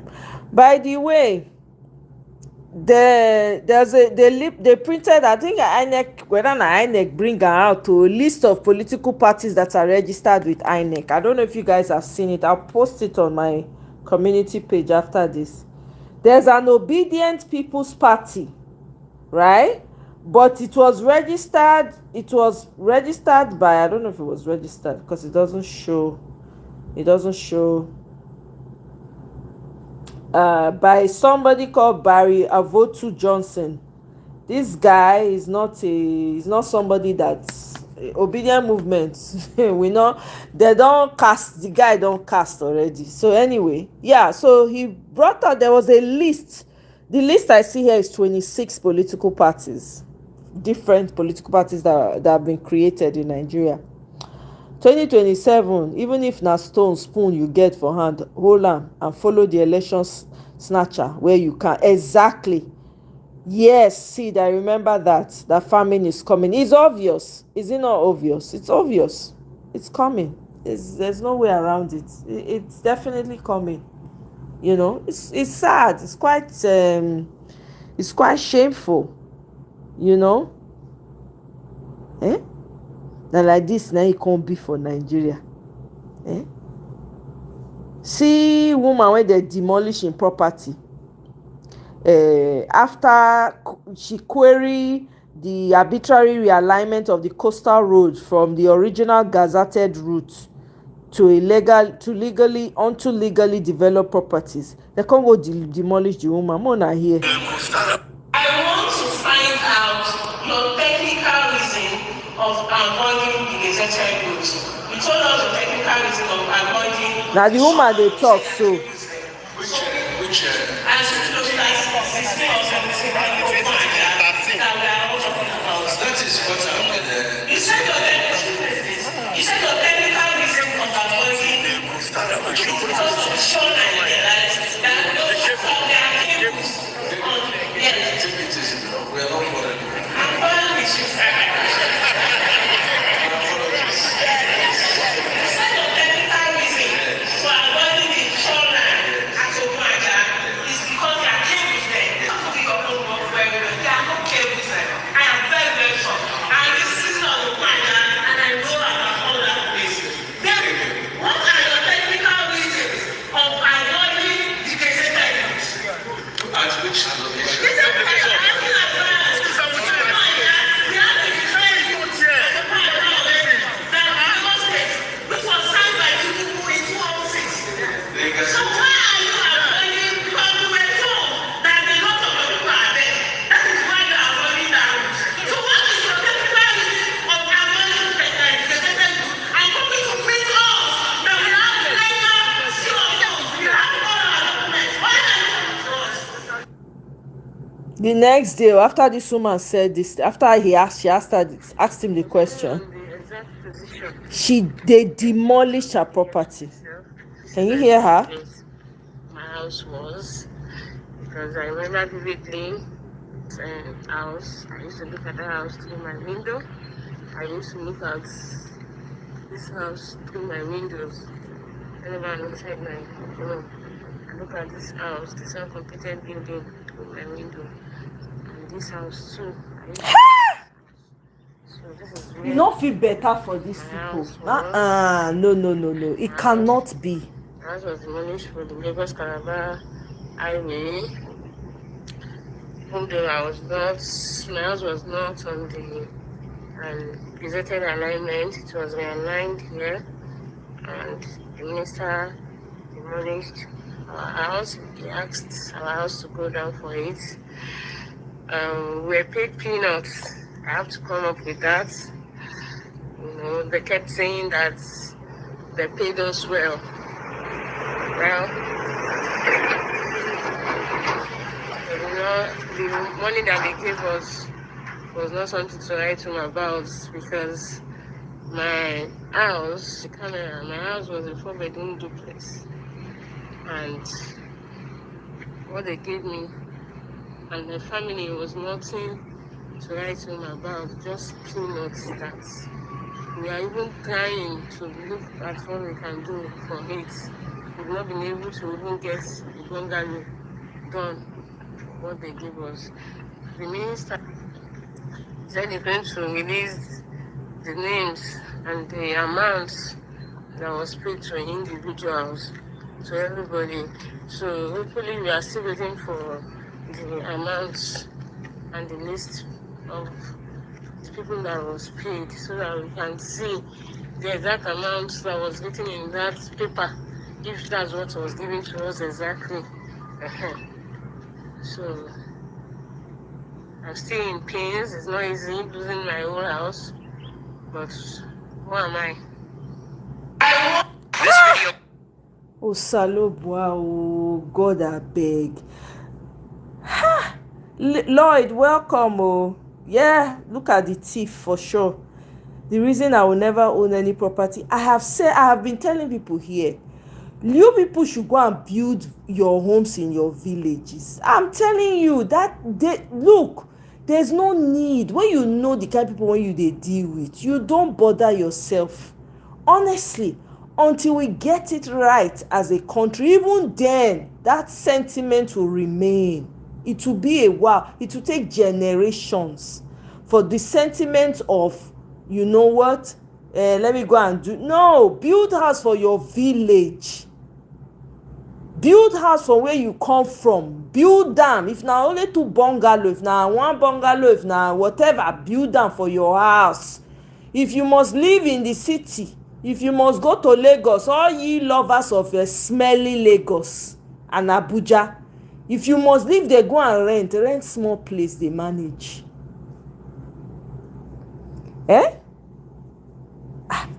Thank God though, my papa get wisdom. The man no ever bother. He not build outside of him community. I respect him for that. Till today, the man property dey gidigba. If to say na, so imagine say he build house for Lagos, build house for everywhere when he go that time. Na so they will call the talk say they want demolish. Hey, God abeg. After you've worked hard for your money. No now. Doesn't make any sense. It's sad. I look the woman face. The woman is not happy at all.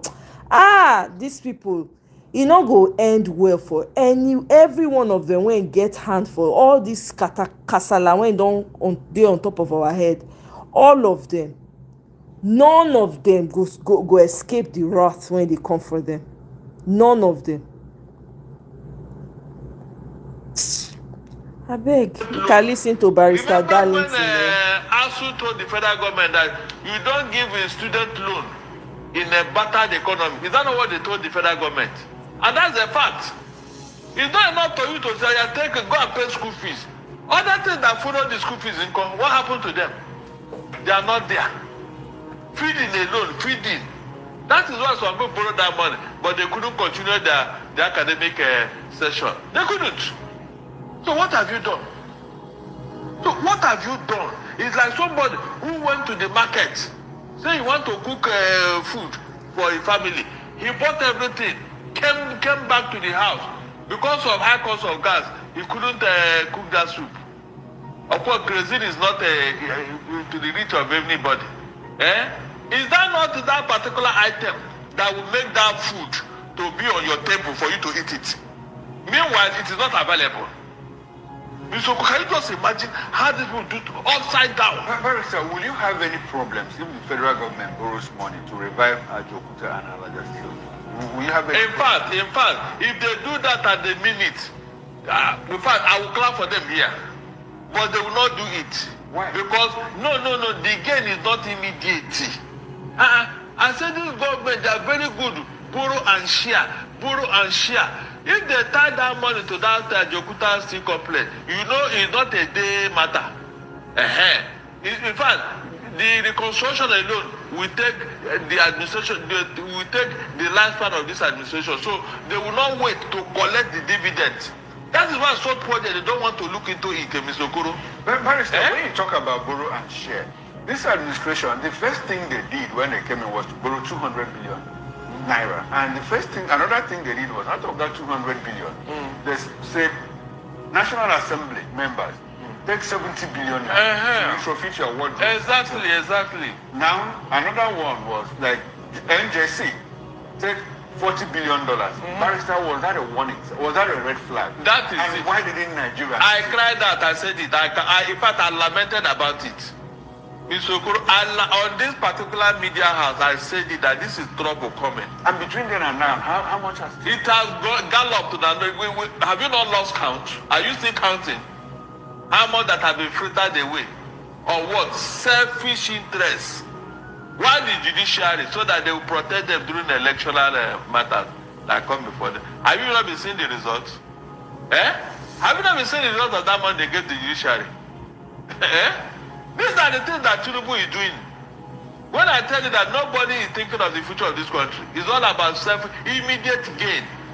Immediate gain that will cause us problem later. You can see. That's what they're after.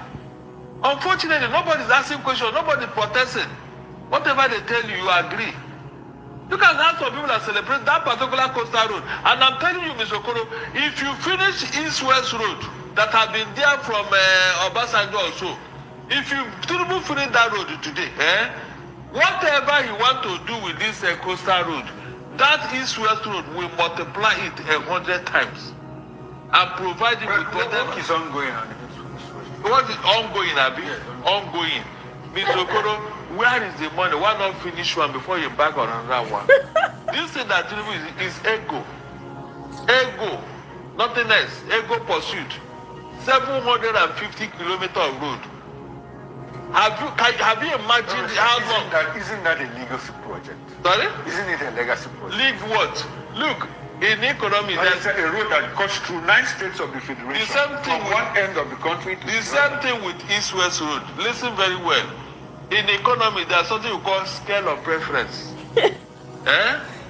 You and I know that this road is not as important as that of the East-West Road. You know very well, you know. So why are we trying to force it? Why can't we? There are so many roads in this country today that are begging for attention. I mean, begging.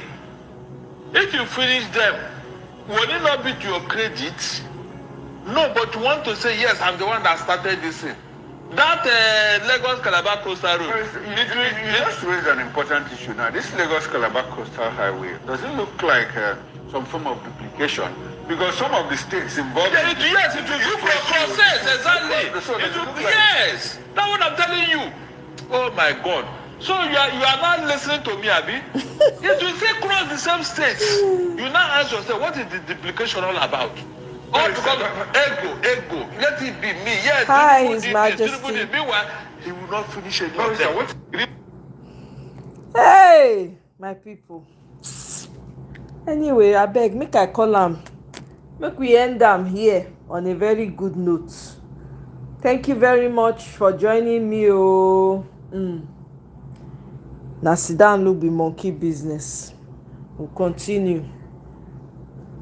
Madam Luke, thank you. So good to see you again, Madam Luke. Thanks for stopping by. Sid, thank you. Michael, Kenego don't reach in village by now. Who else? Amazing Grace. Everybody that joined. Thank you so much. I hope you have a wonderful rest of the night, and I will see you on my next one. That coastal road is to pay the Shogri brothers for their monetary support. Of course. More revelation. All the revelation we dey get back to back. I hope that we are documenting it well, because we must not forget the evil these people have done. All right, guys, have a wonderful evening, good morning, good afternoon, wherever you are. I'll see you on my next one. Bye.